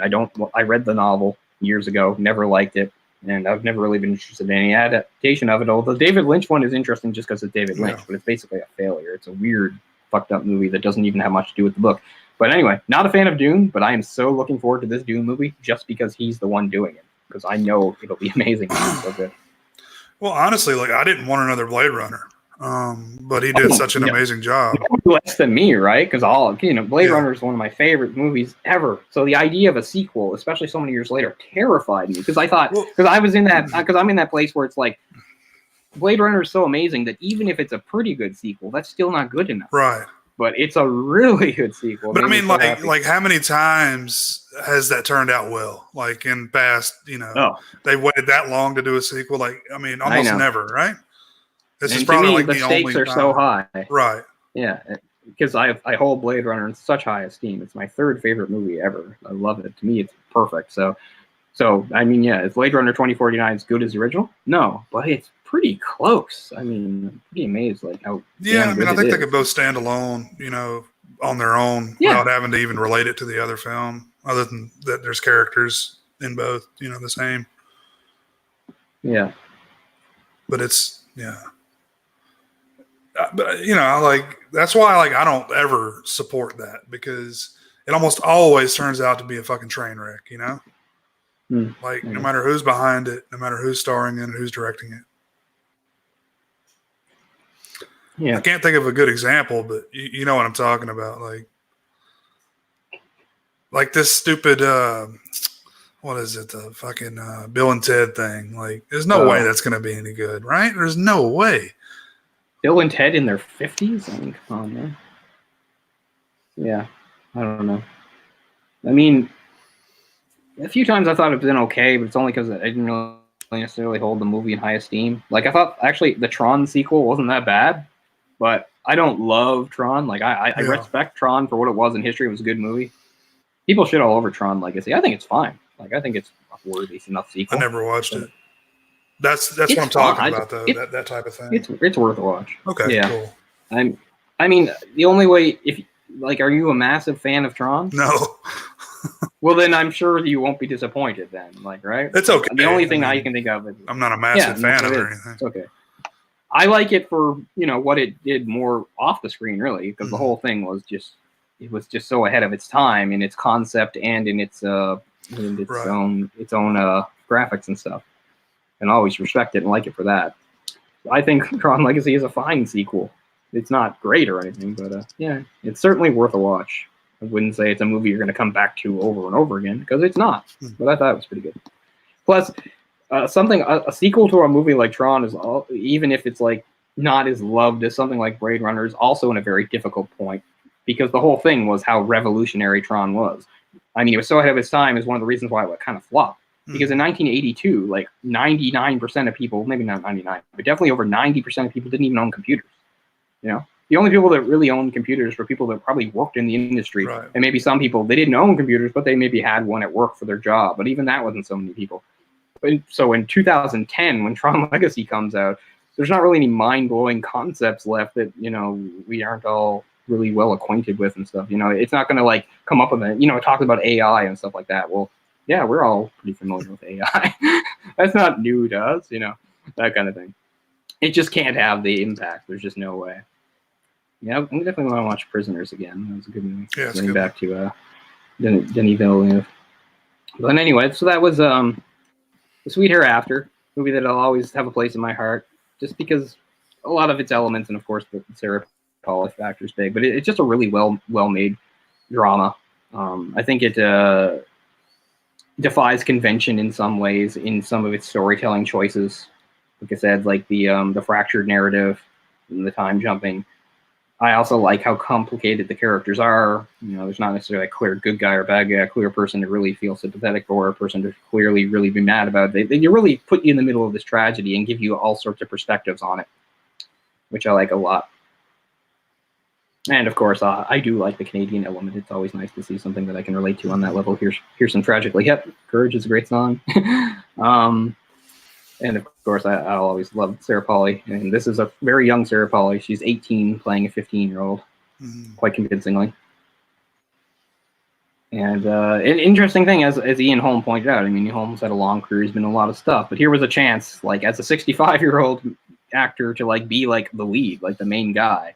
Doesn't come around very much. And he said he really jumped at the chance to do that. And it is a good character. He's interesting because you get all sorts of different looks about him. And yes, it's typically in typical Canadian fashion, very depressing, layers of depressing stuff going on, but still not so much of a downer that's like you can never watch it. Like, I don't know, It's not going to put me in a horrible mood like some things. I mean, part of some movies that really depress me, it's not even that they're more to relate to them more. This movie, there's not really any big tragedy that happened in my life that can, remind me of this, although these sorts of things happen. It's funny, just not funny, but a couple of years ago, there was a very for all of Canada, very famous bus crash just a couple of years ago when a junior A team, their bus crashed and so many of them died. And what's different about that one is they did launch a suit and they did find the driver to be at fault. Jail time. And I don't know. I didn't look into it closely enough, but I mean, hopefully they're right. Hopefully there's not an innocent guy back there behind bars. It's the same sort of thing. Maybe they were right. Maybe he was at fault, and I guess it's the thing to do. I'm not saying, we need to move away, but how good are the families that lost sons and stuff supposed to feel? There are a couple of five that are crippled, so they might have had aspirations of being professional hockey players. That's not going to happen. It was the Humboldt Broncos, by the way, if you want to look it up. from Humboldt, Saskatchewan. Typical thing, a bus driving on a Saskatchewan winter road, icy roads.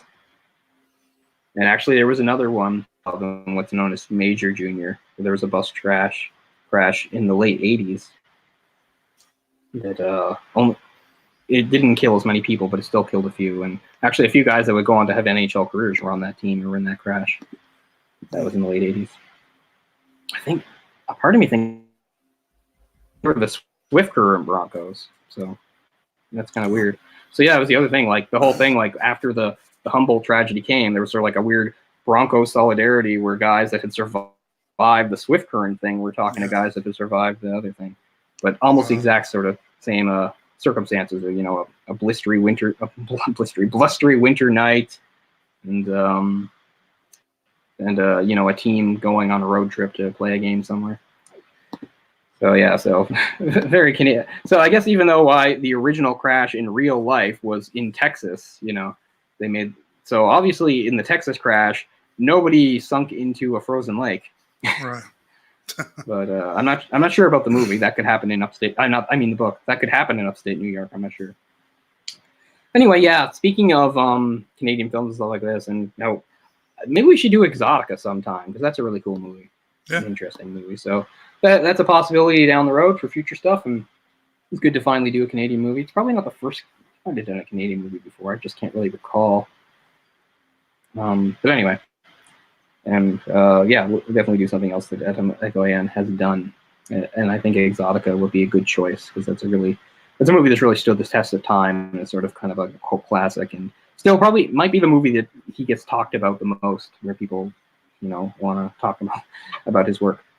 So anyway, so that's that, and thanks so much for watching. So that's The Sweet Hereafter, 1997.